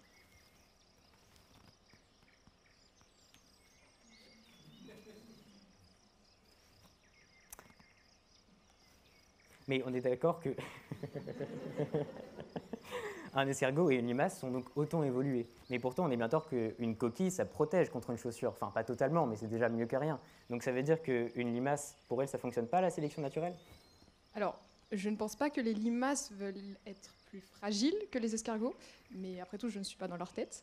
Et non, je vous le confirme, la sélection naturelle fonctionne bien aussi pour les limaces. Si on veut une explication plus scientifique, une modification qui est dans un environnement a un avantage qui peut être dans un autre un inconvénient. La perte de la coquille peut avoir des avantages dans certains milieux, comme d'autres caractères physiques. Je pense que lorsque vous parlez d'escargot, vous avez en tête l'image de l'escargot des haies, qu'on peut voir dans le terrarium à l'entrée. Il vit sur la terre ferme, où l'eau n'est pas toujours présente. Sa coquille solide lui évite donc la déshydratation. Il est herbivore et n'a donc généralement pas de difficulté à se nourrir, mais il est une proie facile, puisqu'il est lent et comestible par la majorité des carnivores. Si on cherche dans un milieu très différent, comme la mer, on trouve des limaces de mer, comme par exemple le Glaucus atlanticus ou les nudibranches. Ils n'ont pas besoin de se protéger de la sécheresse, puisqu'ils vivent dans l'eau, et l'absence de coquille pour le Glaucus atlanticus est en réalité pratique, parce que sinon, vu qu'il nage sur le dos, il coulerait. Et il est hautement venimeux avec sa nourriture.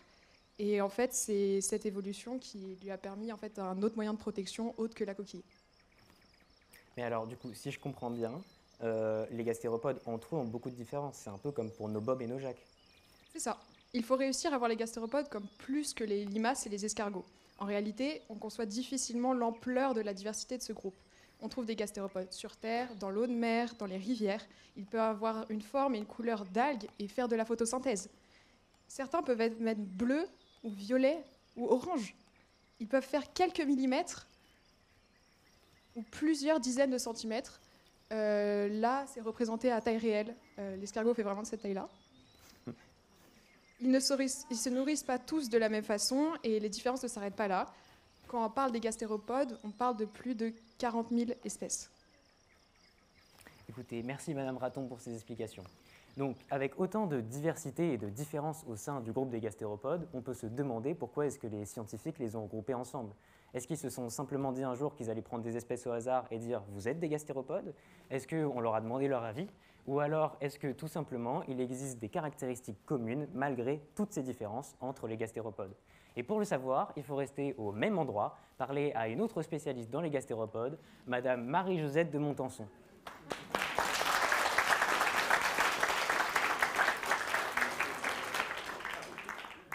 Madame Marie-Josette de Montenson est née le 24 mars 1970. Sa passion dans la vie, les escargots, et elle en a fait son métier. Aujourd'hui, c'est elle qui demande aux gastéropodes et aux escargots s'ils veulent être des gastéropodes ou pas.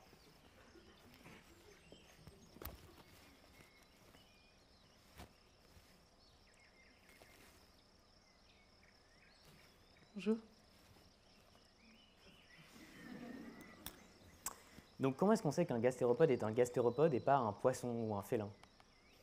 Alors déjà, jeune homme, on ne va pas classer les espèces vivantes en fonction de leur désir, juste si elles peuvent être un poisson, une mygale ou quoi que ce soit. En science, on est très précis. On a même une discipline qui va classer les êtres vivants. C'est la phylogénie. Pour comprendre, il faut expliquer comment fonctionne la phylogénie. La phylogénétique, pardon, monsieur Kerner. Donc, on reprend nos Bob et nos Jacques. On est bien d'accord que maintenant, les Bob et les Jacques font partie de deux espèces différentes. Et pourtant, ils viennent tous d'une même espèce, qui sont les escargots. Les escargots sont donc les ancêtres des petits bébés trop mignons des Bob et des Jacques. Jusque-là, tout va bien. Et donc, cet ancêtre, on va l'appeler l'ancêtre commun. Et des ancêtres communs, il y en a entre chaque espèce du monde vivant, que ce soit entre ça et ça, entre ça et ça, et même entre ça et ça.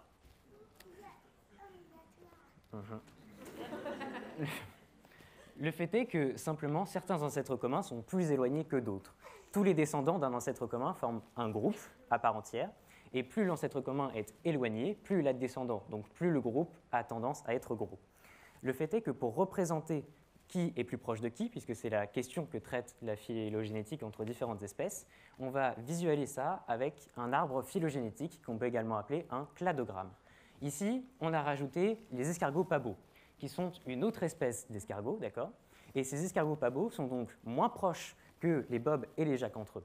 Pourquoi ? Parce que les bobs et les jacks descendent des escargots, et ce sont les seuls descendants des escargots, alors que les escargots pabots ne descendent pas des escargots, donc ils sont plus lointains. Ça va, monsieur Kerner? Okay. Mais donc, Madame Marie-Josette de Montenson, comment est-ce qu'on trouve l'ancêtre commun entre deux espèces différentes? Est-ce qu'on leur demande leur photo de famille ou leur arbre généalogique? Eh bien, décidément, vous avez peu de connaissances scientifiques, jeune homme. Alors, pas du tout. Puisque pour savoir qui est plus proche de qui, on classe les espèces dans un petit tableau selon leur nombre de points communs. Plus il y en a, plus on sait qu'elles sont proches. Et chaque groupe, il a un ou plusieurs points communs entre chacune des espèces qui le constituent. Mais donc ça veut dire que deux gastéropodes ont plus de points communs entre eux qu'un gastéropode et un poisson. Enfin, oui.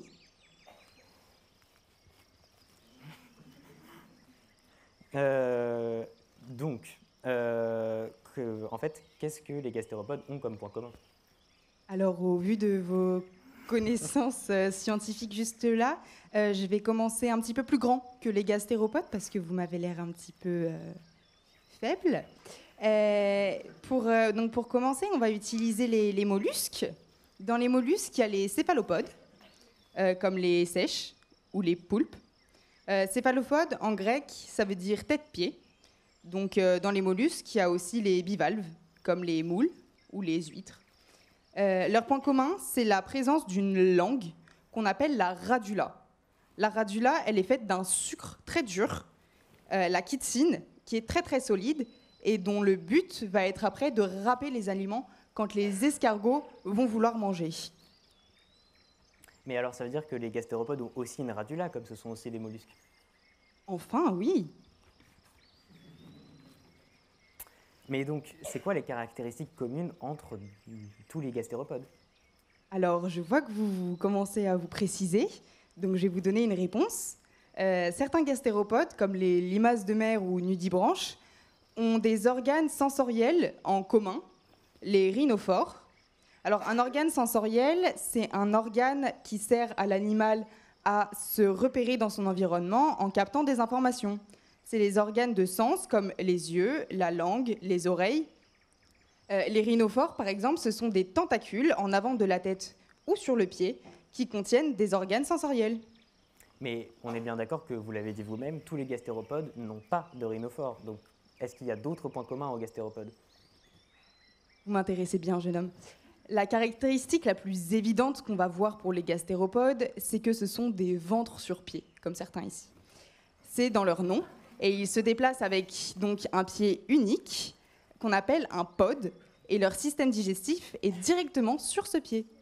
Un autre point commun, c'est ce qu'on appelle la torsion de la masse viscérale. Alors, m'abandonnez pas tout de suite, jeune homme.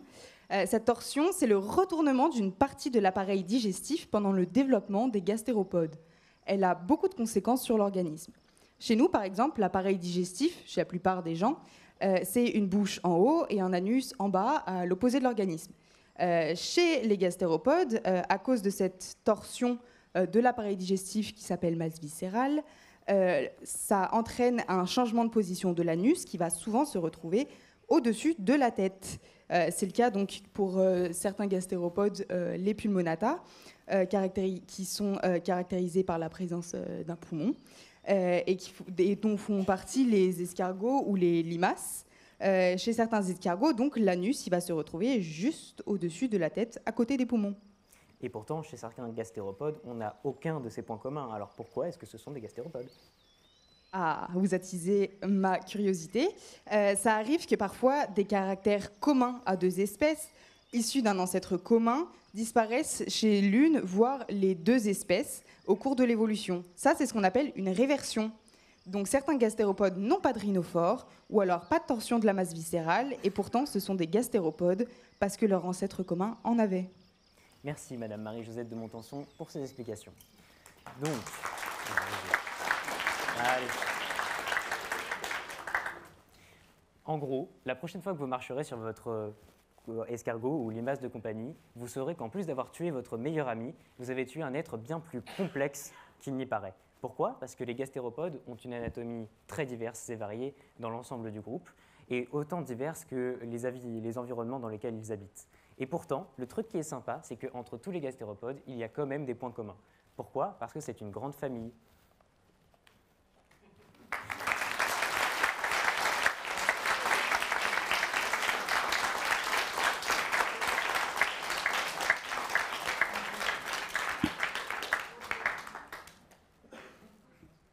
Si vous avez quelques questions, c'est le moment. Hein. Yep. Une question là-bas. Allez mon gars, on court. Un peu de sport là. Mais j'ai le micro. C'est pas ma question, mais c'est laquelle? Oui, vous avez dit qu'il était venimeux grâce à sa nourriture pour le glaucus machin truc. Ça veut dire quoi? Tu veux expliquer? Bah, en fait, il mange une espèce de méduse qui s'appelle la galère portugaise. Et oui, ça fait rire le nom. Et en fait, il y a des cellules dedans qui sont venimeuses. Et quand il va les manger, en fait, après, il va pouvoir les utiliser et s'en servir soi-même. C'est des cnidocytes, c'est ça? Des cnidocytes, ouais. Et en gros, ces cellules, elles contiennent un filament qui va contenir la substance urticante.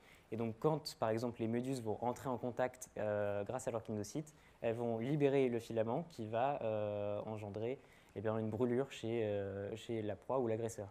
Et donc, le glaucus... Ah, Tim, je te vois avec ta question. Et donc, le glaucus atlanticus, lui, il va venir reprendre ces cnidocytes et les mettre à la surface de son épiderme pour pouvoir s'en servir d'arme contre ses prédateurs. Et un glaucus, c'est aussi très petit. Enfin, là, on ne voit pas, mais en fait, ça fait vraiment cette taille-là. Et ça peut faire des graves brûlures chez l'homme, justement, parce que c'est vraiment très venimeux.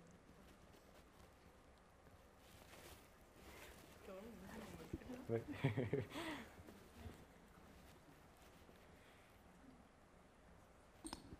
Vous avez parlé d'une limace qui fait de la photosynthèse. Est-ce que ça vous dérangerait d'en parler plus, du coup? Alors... Oh, mince. Ça va dans l'autre sens. Alors oui, il y a certaines limaces de mer.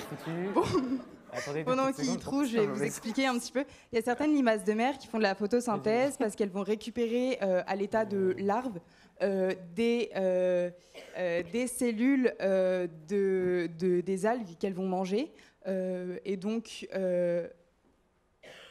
des plastes dans les cellules, donc les chloroplastes que vous connaissez peut-être, qui les rendent verts. Et ensuite, à l'âge adulte, ces plastes vont être dans les cellules, ce qui va permettre de ne plus avoir besoin de se nourrir de matière organique, mais juste de faire de la photosynthèse et de récupérer toute l'énergie du soleil avec l'eau autour. Et elle ressemble du coup à un petit cactus. C'est le mouton de mer, si quelqu'un veut. D'autres questions?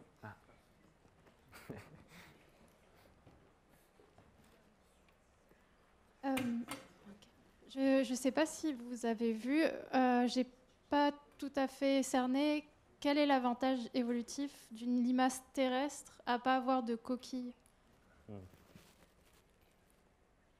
Bon, c'est pas mon truc. J'arrête.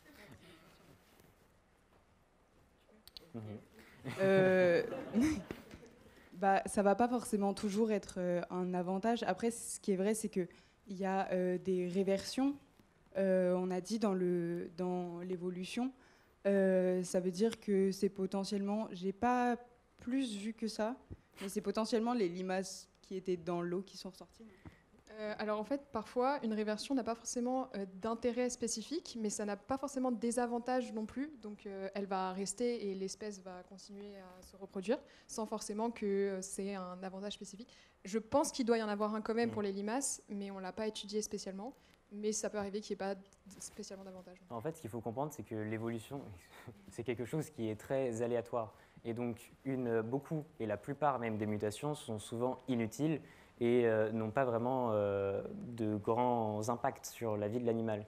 Mais quand bien même elle en aurait, il faut vraiment que la mutation ait un impact négatif pour faire en sorte qu'on ne la retrouve plus dans la population.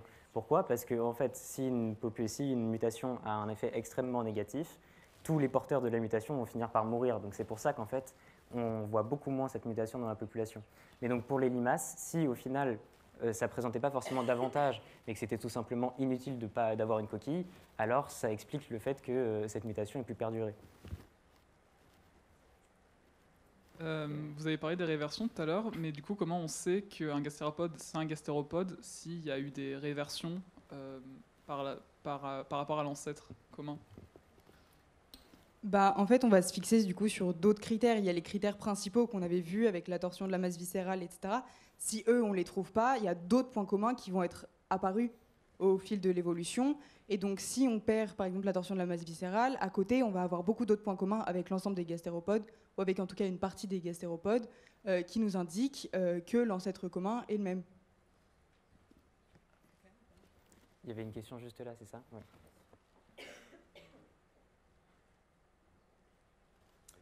Vous avez parlé d'organes sensoriels. Et en fait, la question que je me pose, c'est que est-ce que vous avez repéré sur le gastéropode des organes dont on ne sait pas à quoi ça sert, puisque sans faire d'anthropomorphisme, on parle de l'ouïe, etc., etc. Et donc, il y a forcément des sens qui nous échappent. Parce qu'il y a des choses qui on se dit, tiens, on ne sait pas à quoi ça sert. Mais vas-y. Ah, c'est moi ? Ok. Disons que en soi, déjà, pour ceux qui ne connaissent pas l'anthropomorphisme, c'est le fait de ne pas vraiment connaître le point de vue d'un animal et pourtant de calquer le point de vue humain sur l'animal.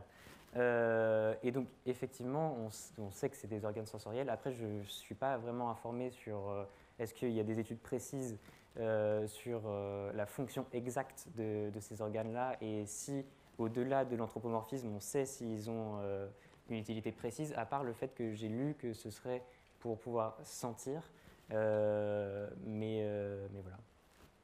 Moi, ce que j'avais lu en faisant les recherches sur le Glaucus atlanticus, c'était que ces rhinophores, ils servaient, que les rhinophores servaient à sentir un petit peu l'environnement.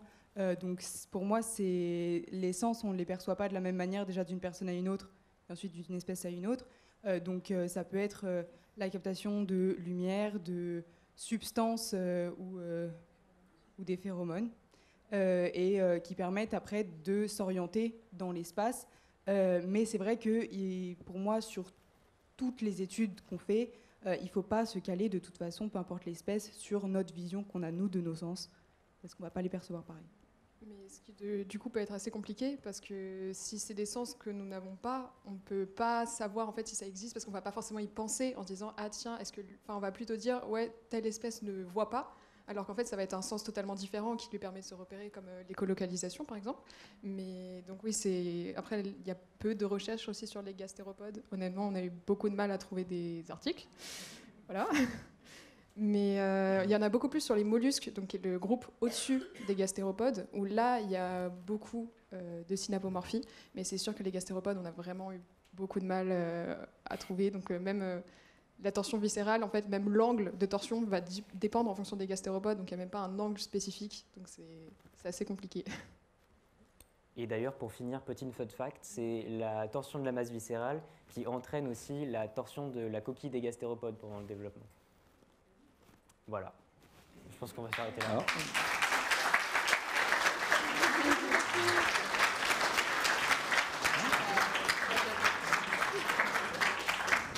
Donc, ce qui fait suite à ce documentaire, c'est une petite page de pub. Oh shit. Salut à toi, jeune vertébré.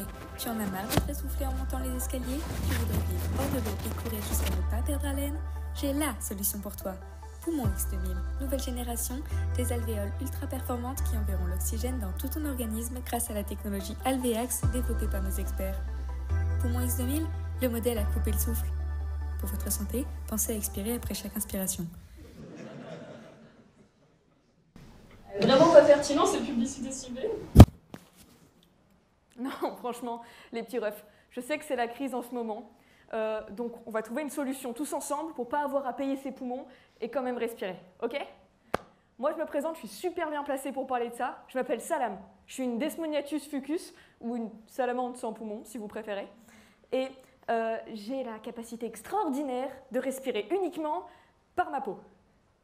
Je vous jure, ça le fait encore. Ok, mais déjà mettons-nous d'accord sur ce qu'on va entendre ici par respiration. En gros, vos cellules vivantes, pour fonctionner correctement, elles ont besoin d'avoir du dioxygène. C'est super important. Le dioxygène, c'est un gaz, il se trouve dans l'air. Et aujourd'hui, on ne va pas se concentrer sur pourquoi c'est important que les cellules aient ce dioxygène, mais comment on fait pour transporter ce dioxygène qui est dans l'air à l'intérieur de nos cellules. Vous, bande d'humains nuls, qui avez des poumons et qui devaient acheter des poumons, quand vous inspirez, l'air rentre par vos narines ou par votre bouche, se diffuse dans des tuyaux de plus en plus petits, de plus en plus fins, de plus en plus ramifiés, jusqu'à arriver dans vos poumons. Et dans vos poumons, vous avez des petits sacs. On les appelle les alvéoles. Quand vous inspirez, ils se gonflent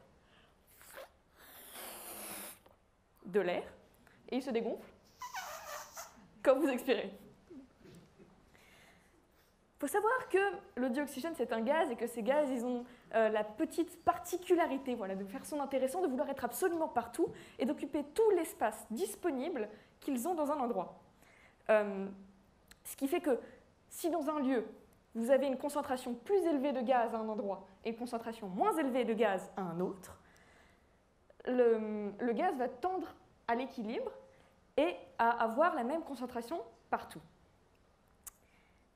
Le dioxygène, donc, va chercher, quand vous inspirez, vous ne faites pas ça pour rien, vous cherchez à faire en sorte d'avoir une forte concentration de dioxygène dans vos alvéoles pour que votre sang, qui ait une faible concentration de dioxygène, en ait aussi. Donc, le dioxygène qui est dans vos alvéoles va passer dans votre sang et voilà, vous aurez du dioxygène dans le sang qui pourra être transporté partout. Mais, le dioxygène, ça ne traverse pas comme ça par magie. Paf, non. Il a besoin de plusieurs choses. Déjà, il faut savoir que les alvéoles, la paroi contient beaucoup de petits vaisseaux sanguins, qu'on appelle des capillaires, et qui contiennent des molécules appelées des globules rouges, qui contiennent de l'hémoglobine. Paniquez pas, je vais vous expliquer ce que c'est.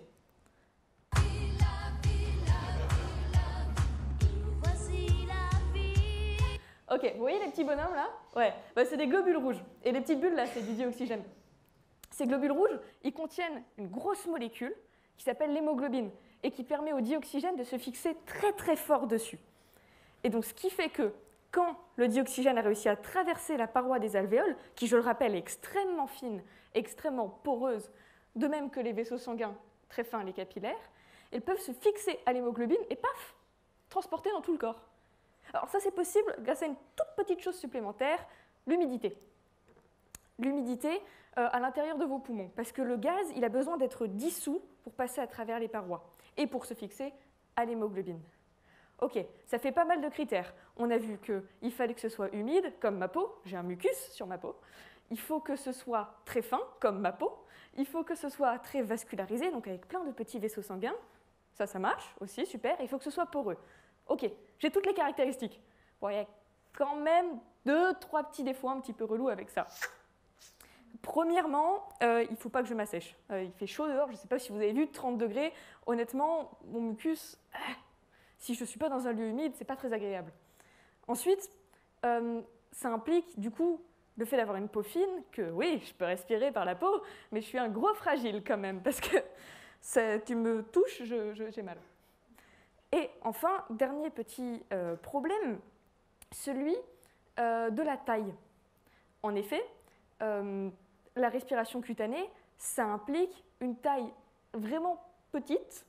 Par exemple, mon espèce fait au mieux 10 cm. La taille de la menace n'est pas énorme. Mais il ne faudrait pas mieux être grand pour augmenter sa surface de respiration? Oui et non, ça ne marche pas. Pourquoi? Parce que quand vous augmentez quand vous augmentez la taille de quelque chose, mettons ce ballon. La surface de ce ballon a augmenté. Il est plus de surface qui est en contact avec l'air. Chouette! Je vais pouvoir faire plus d'échanges gazeux, plus de respiration, capter plus de dioxygène. Oui, mais le volume a augmenté lui aussi, à l'intérieur de ce ballon. Et encore plus que la surface. La surface, elle augmente, mais le volume, il augmente plus. Ce qui fait que ce volume, bon, à l'intérieur, en l'occurrence, c'est de l'air, mais le volume de moi, de mon corps, c'est plein de cellules, c'est des muscles, c'est des organes qui ne demandent qu'une chose, consommer du dioxygène pour fonctionner. Donc, j'augmente ma surface, j'augmente ce que j'absorbe, j'augmente mon volume, j'augmente ma consommation. C'est très vite pas rentable du tout. De ce fait, bon, soyons à peu près clairs pour éviter de payer trop cher, si vous êtes petit, toi tu y arrives bien, si vous êtes vascularisé, si vous avez une forte vascularisation de la peau, si votre peau est super fine, et si vous êtes dans un environnement très humide, ou alors que l'humidité permet, vous avez un mucus par exemple, moi je vois personne avec un mucus, il y a juste des gens petits. Oui, super idée la respiration cutanée. Sinon, en vrai, prenez soin de vos poumons, vous n'en avez pas beaucoup.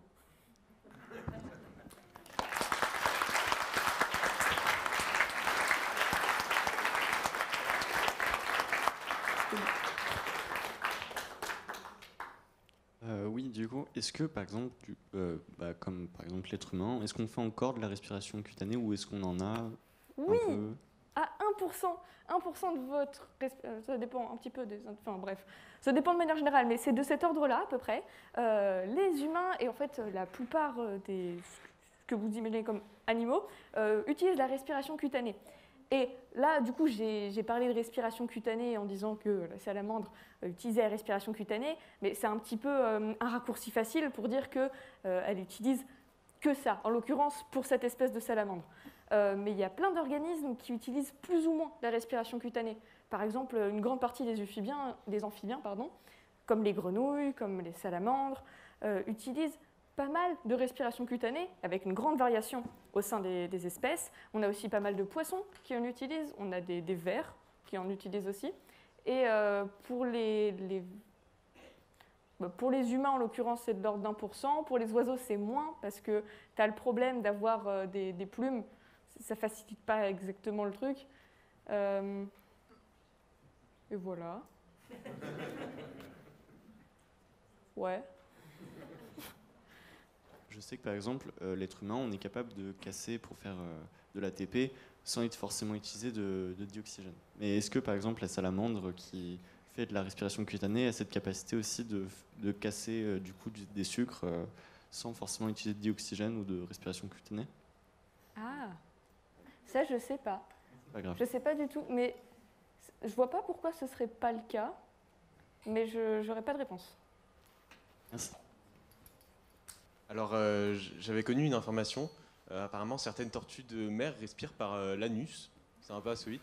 C'est juste pour savoir si vous êtes un peu renseigné sur le sujet. Ou... On a des professeurs spécialistes de la respiration par l'anus. Néanmoins, y a moyen que ce soit un truc un peu similaire, j'imagine, parce que c'est une zone qui est moins épaisse. Les tortues, elles ont une peau, contrairement du coup aux salamandres, enfin, en tout cas à Desmoniatus fuscus, qui est beaucoup plus épaisse. Donc, il ne peut pas y avoir de respiration cutanée de manière facile. Mais les peaux de certaines zones sensibles, comme par exemple, j'en ai pas parlé, mais l'intérieur de la bouche, en plus de cette salamandre, ou alors l'anus de certaines tortues, peut être beaucoup plus fine et facilité du coup pour les tortues de mer, qui sont en plus dans un milieu qui est déjà aqueux, la respiration cutanée. Il y a moyen que ce soit ça, en partie, mais il y a moyen que ce soit autre chose aussi. Et ça, je ne sais pas. Un tonnerre d'applaudissements, quand même. Merci. Bon.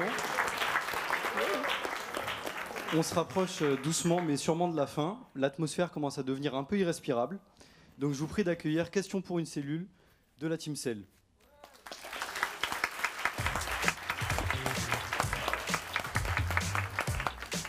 Bonsoir à tous et bienvenue dans Question pour une cellule. Je suis avec Tristan et déjà j'ai une question. Est-ce que vous êtes content d'être là aujourd'hui?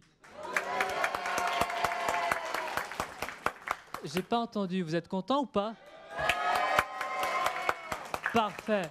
Alors aujourd'hui, vous allez tenter de remporter un petit cadeau, 1 €. On n'a plus de budget, donc on va faire avec. Et Tristan et moi, on est en compagnie avec La Voix. La Voix. Salut! Alors oui, mais ils vont devoir d'abord répondre correctement à nos questions. Et le thème d'aujourd'hui sera roulement de tambour. Un roulement de tambour. La multicellularité. Mais c'est quoi la multicellularité, La Voix? Attends, on va peut-être définir ça pour nos amis. La multicellularité, c'est la caractéristique d'un organisme à être composé par plusieurs cellules. Par exemple, les êtres humains ou même les oiseaux, les gastéropodes qu'on a vus tout à l'heure sont toutes des organismes multicellulaires. L'être humain est constitué de 37 000 milliards de cellules. Bon, maintenant que vous avez les bases, on enchaîne tout de suite avec la première question. Est-ce qu'un organisme multicellulaire peut être unicellulaire durant une partie de sa vie? Réponse A, oui. Réponse B, pour les complotistes, c'est une question piège. On lance la musique s'il vous plaît. 5 secondes de réflexion.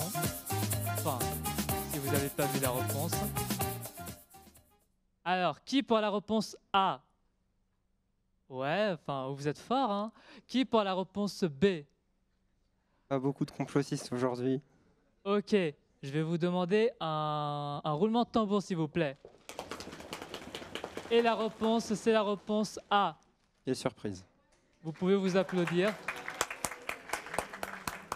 Et oui, un organisme multicellulaire peut être unicellulaire durant une partie de sa vie. En effet, si on prend l'exemple de l'être humain, au tout début de notre développement embryonnaire, on est sous la forme d'un zygote. Un zygote, c'est une cellule qui est obtenue après la fécondation d'un ovule d'un spermatozoïde, donc lors de la reproduction. Vous en avez une image juste ici. Et ce zygote, c'est une structure unicellulaire qui va donner un nouvel individu après de nombreuses divisions lorsque la maman est enceinte. La Voix, on balance peut-être la prochaine question? Ouais. Alors, par quel mécanisme les cellules peuvent-elles interagir entre elles comme sur un réseau social? Réponse A, l'algorithme de TikTok. Réponse B, la communication cellulaire. Réponse C, les cellules ne sont pas bavardes, c'est une question piège. Et enfin, réponse D, la fusion nucléaire. Un temps d'attente. On lance la musique.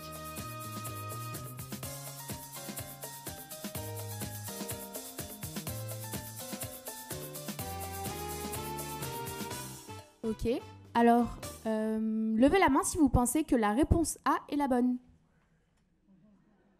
J'aurais voulu plus de mains levées. Pour la réponse B.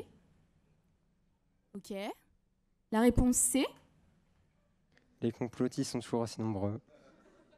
Et enfin la réponse D. On va demander un roulement de tambour. Allez, plus fort. Et la bonne réponse était la réponse B. Et oui, les cellules des multicellulaires ont besoin de se parler afin d'assurer le bon fonctionnement de l'organisme. C'est la communication cellulaire.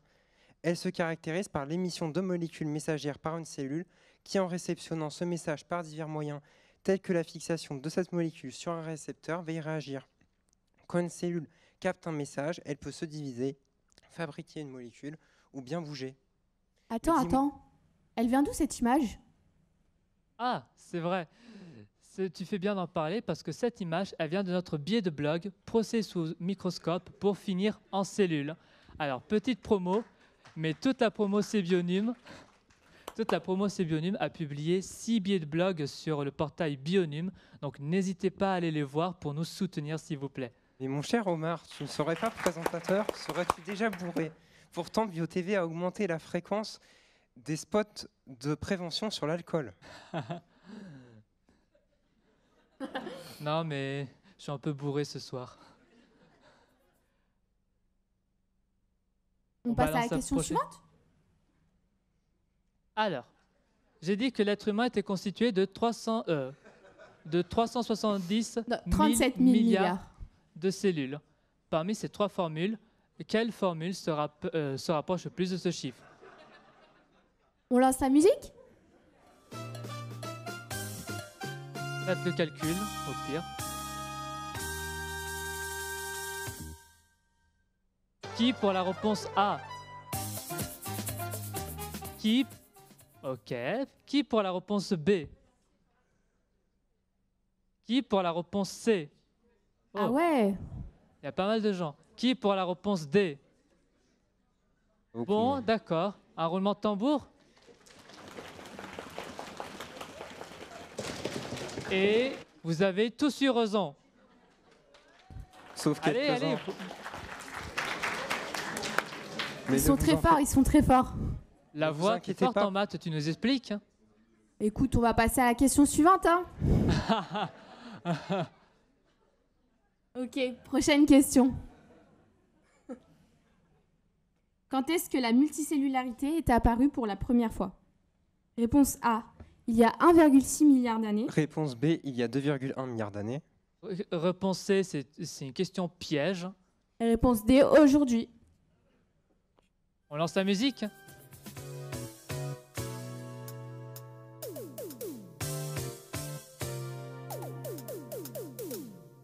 Allez, plus que quelques secondes.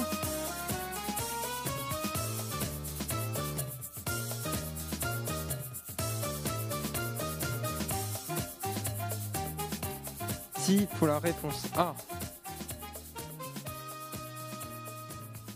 Noir. Qui pour la réponse B? Ok, pas mal de gens. Le nombre de complotistes augmente-t-il? Réponse C. Non. Ah ouais, quand même, on a quand même pas mal de complotistes. Et la réponse D, toujours voter la réponse D.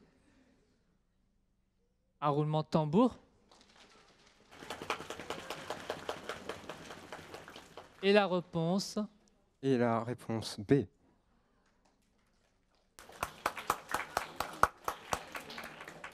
Tu nous expliques? De ce que nous savons, les Gabonionta pourraient être les premiers organismes multicellulaires connus. Ce sont de mystérieux fossiles découverts au Gabon qui datent d'environ 2,1 milliards d'années. C'est bien plus tôt que les premières estimations sur le sujet. Leur structure organisée semble prouver que ce ne sont pas de simples colonies de bactéries, mais tout cela est assez controversé. Était-il vraiment multicellulaire? On passe à la prochaine question. Ok. Alors, combien de fois au minimum serait apparue la multicellularité? Au moins 50 fois, une seule fois chez les Gabonionta, 34 fois. Ou bien pour les complotistes? La question Voilà. piège. Un temps d'attente, on lance la musique.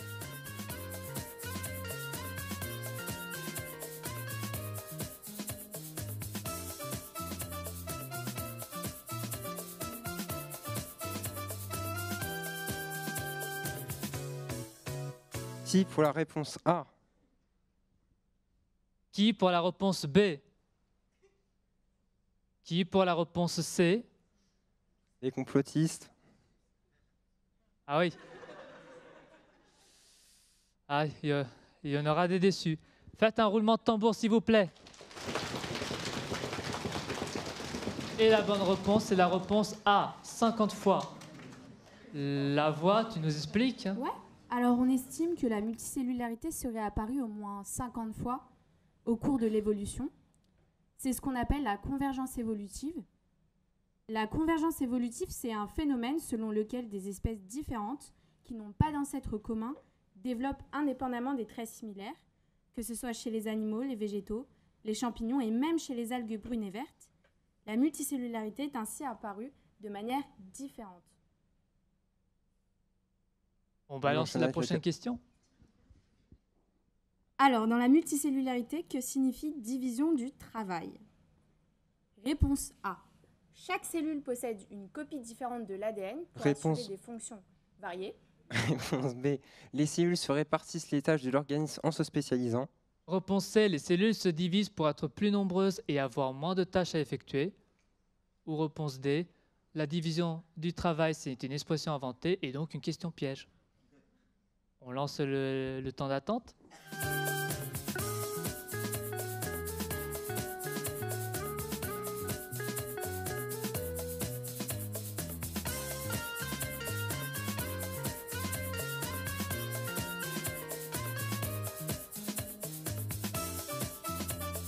Qui est pour la réponse A?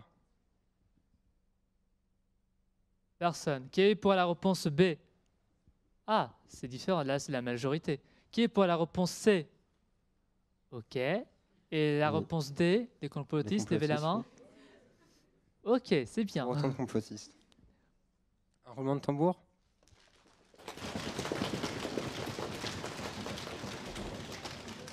Et la bonne réponse est... La réponse B. Les cellules se repartissent les tâches. Les cellules des organismes multicellulaires peuvent se spécialiser. C'est la différenciation cellulaire. C'est par ce processus que chaque cellule peut adopter une forme et une fonction bien précise pour faire fonctionner l'organisme. Par exemple, certaines cellules s'occupent du transport de l'oxygène, d'autres de la défense de l'organisme, etc. Bien que chaque cellule ait le même patrimoine génétique, elle n'exprime que certains gènes. C'est ça qui permet leur différenciation. Bon, bah, alors, peut-être introduire le terme des amibes avant de vous lire Bien la sûr. question. Alors, les amibes, c'est tout simplement des organismes unicellulaires eucaryotes, c'est-à-dire eucaryotes qui ont un noyau et unicellulaires composés d'une seule cellule donc. Et ils sont un peu particuliers et c'est le but de la question. Quelles particularités des amibes peuvent faire penser qu'ils sont multicellulaires? Les amibes ne ressemblent aucunement à des organismes multicellulaires, c'est une question piège. Réponse A. Réponse B, leur capacité à former des structures multicellulaires temporaires. Réponse C, leur aptitude à s'associer avec des bactéries photosynthétiques. Et réponse D, leur capacité à former des spores par méiose. On lance le temps de musique.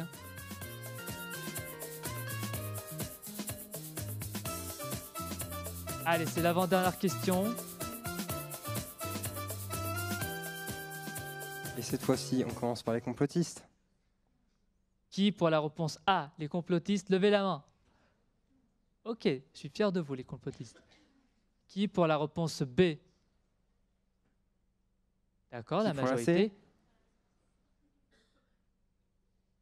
Qui pour la réponse D? Personne.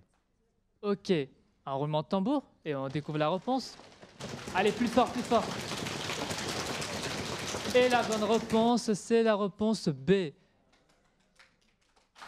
Bravo à vous. Bravo, vous êtes très fort. La voix, tu nous expliques peut-être? Ouais, alors une amibe, comme tu l'as dit, c'est un organisme unicellulaire. Et il faut savoir qu'il est capable de se rassembler en cas de famine avec d'autres amibes pour former une colonie composée de centaines de milliers d'individus. On va appeler ça une limace. Ensuite, les amibes peuvent aussi se transformer en une autre structure qu'on va appeler saurocarpe et qui est spécialisée dans la production et la dispersion des spores, qui sont des structures reproductrices. Mais attention, ce que forment les amibes, c'est un être unique. Chaque amibe garde son autonomie et son individualité. Et maintenant, il est l'heure de la dernière question. Est-ce que les complotistes vont gagner? Quelle proposition décrit de manière complète le rôle de l'adhésion cellulaire? Réponse A, elle permet l'interaction des cellules avec la matrice extracellulaire. Réponse B, elle maintient la cohésion des tissus et l'organisation spatiale. Réponse C, elle facilite les échanges entre les cellules. La voix. Réponse D, l'adhésion cellulaire joue plusieurs rôles essentiels. Il est réducteur d'en choisir un seul. C'est une question piège. Allez, c'est la dernière question. Alors, courage et on lance la musique.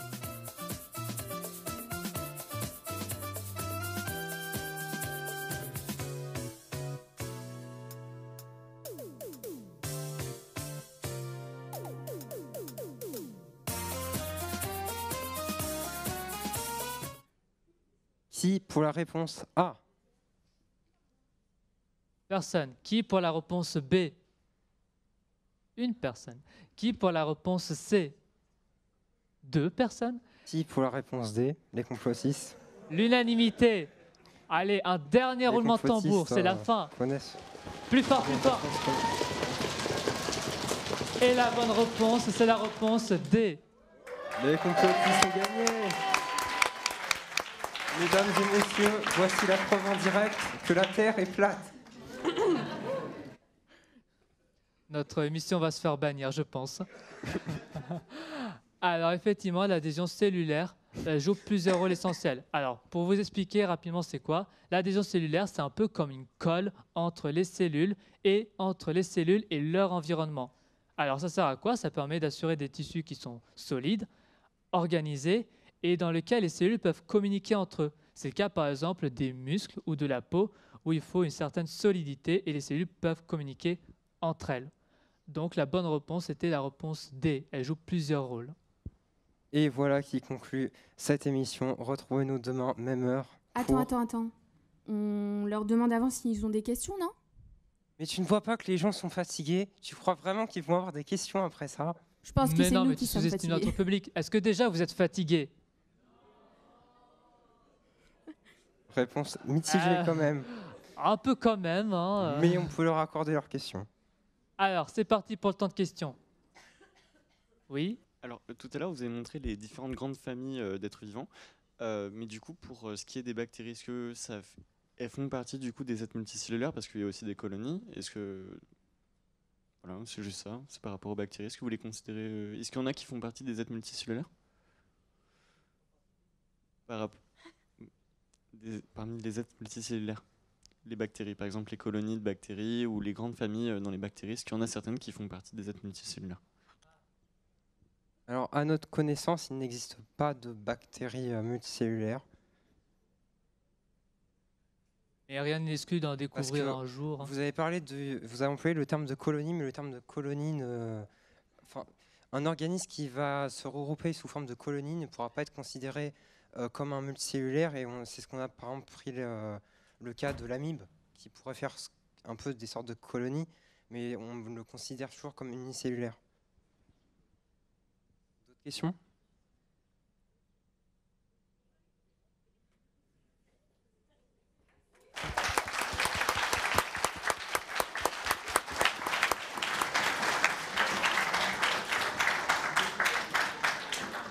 Voilà donc qui conclut cette fois-ci cette émission. Retrouvez-nous demain, même heure, pour... Question pour une cellule. Ouais, merci. Allez, applaudissez-vous.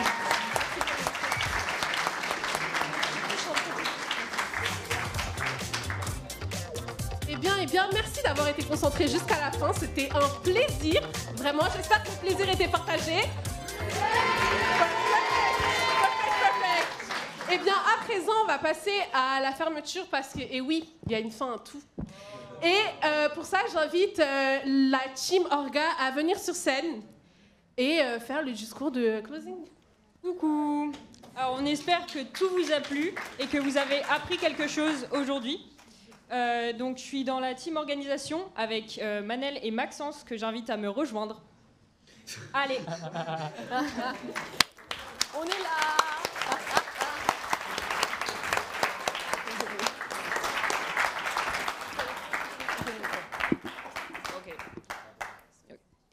Donc merci à tous, on espère que ça vous a plu. Oui, donc c'est moi qui m'occupe des remerciements. Ça m'est sorti de la tête pendant un moment. Déjà, merci à vous, le public, pour être venu, pour avoir été un si bon public. Vous avez été géniaux. Merci beaucoup. Merci à nos professeurs pour nous avoir accompagnés, pour nous avoir aidés et conseillés. Vraiment, merci à vous.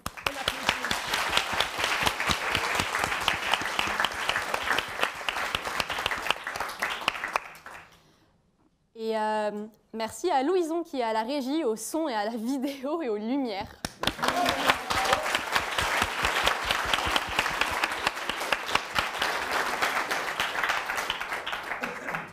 Donc, il y a quelques mois, quand on a commencé ce projet, on a décidé d'organiser le projet donc, en plusieurs groupes. Et Manel, Lou et moi, on s'est proposé pour prendre en main le groupe organisation. Et donc, pour toute la mise en œuvre du projet,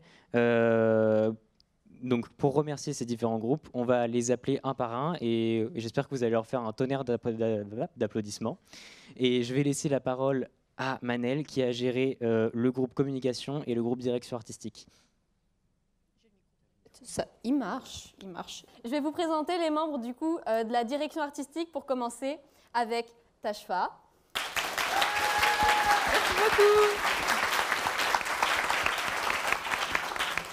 Maëlie. Allez. Maud. Trinity.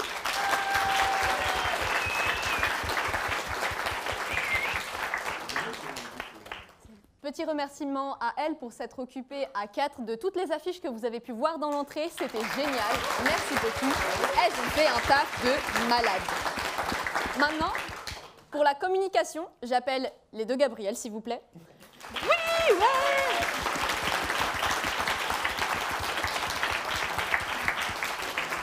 J'appelle Emma. Et finalement, Omar.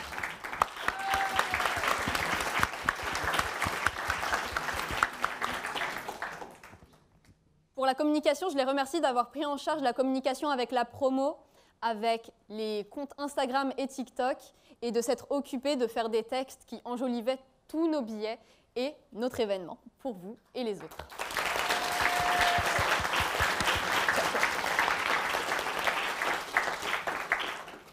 Alors, moi, je me suis occupé du groupe audiovisuel, donc de tout ce qui était la bande-annonce, que ce soit le tournage, que ce soit la planification des tournages aussi, de retrouver des rushs perdus, et ça, c'était pas une mince affaire. Et je remercie tout le monde parce que vraiment, il y a eu des galères, comme je ne peux pas compter, j'ai pas assez de doigts. Donc, merci à tous d'avoir été là pour gérer chacune des galères les unes après les autres. Donc, j'appelle Aurélien.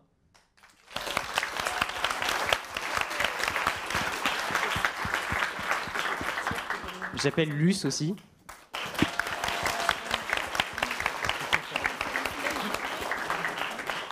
Et un remerciement tout particulier à notre équipe de montage qui ont monté la bande-annonce, mais aussi pour l'événement.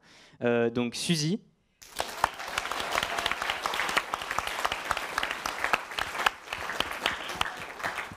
Anisha.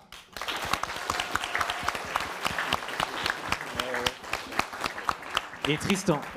Et Tristan.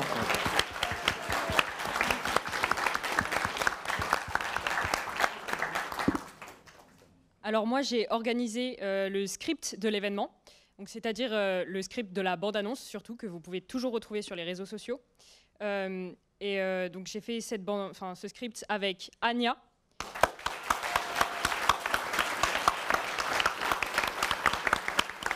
Sana.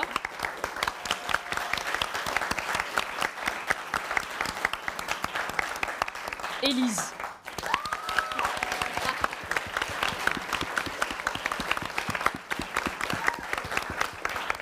Merci à vous. Je m'occupe de clôturer. Pour clôturer du coup cet événement, je vais faire une mention spéciale à nos monsieur, madame Loyaux, Tashfa et Gabriel, s'il vous plaît.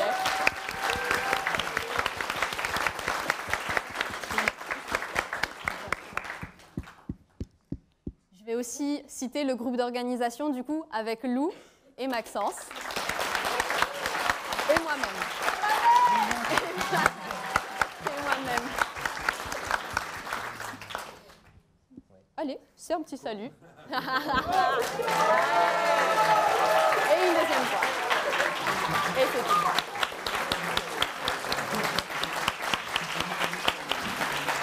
Merci à tous d'être venus. Oula, je ne parle plus. Merci à tous d'être venus, c'était fantastique, vraiment.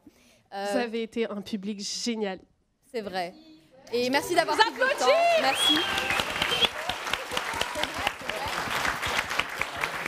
Et c'est fini pour ce soir, du coup.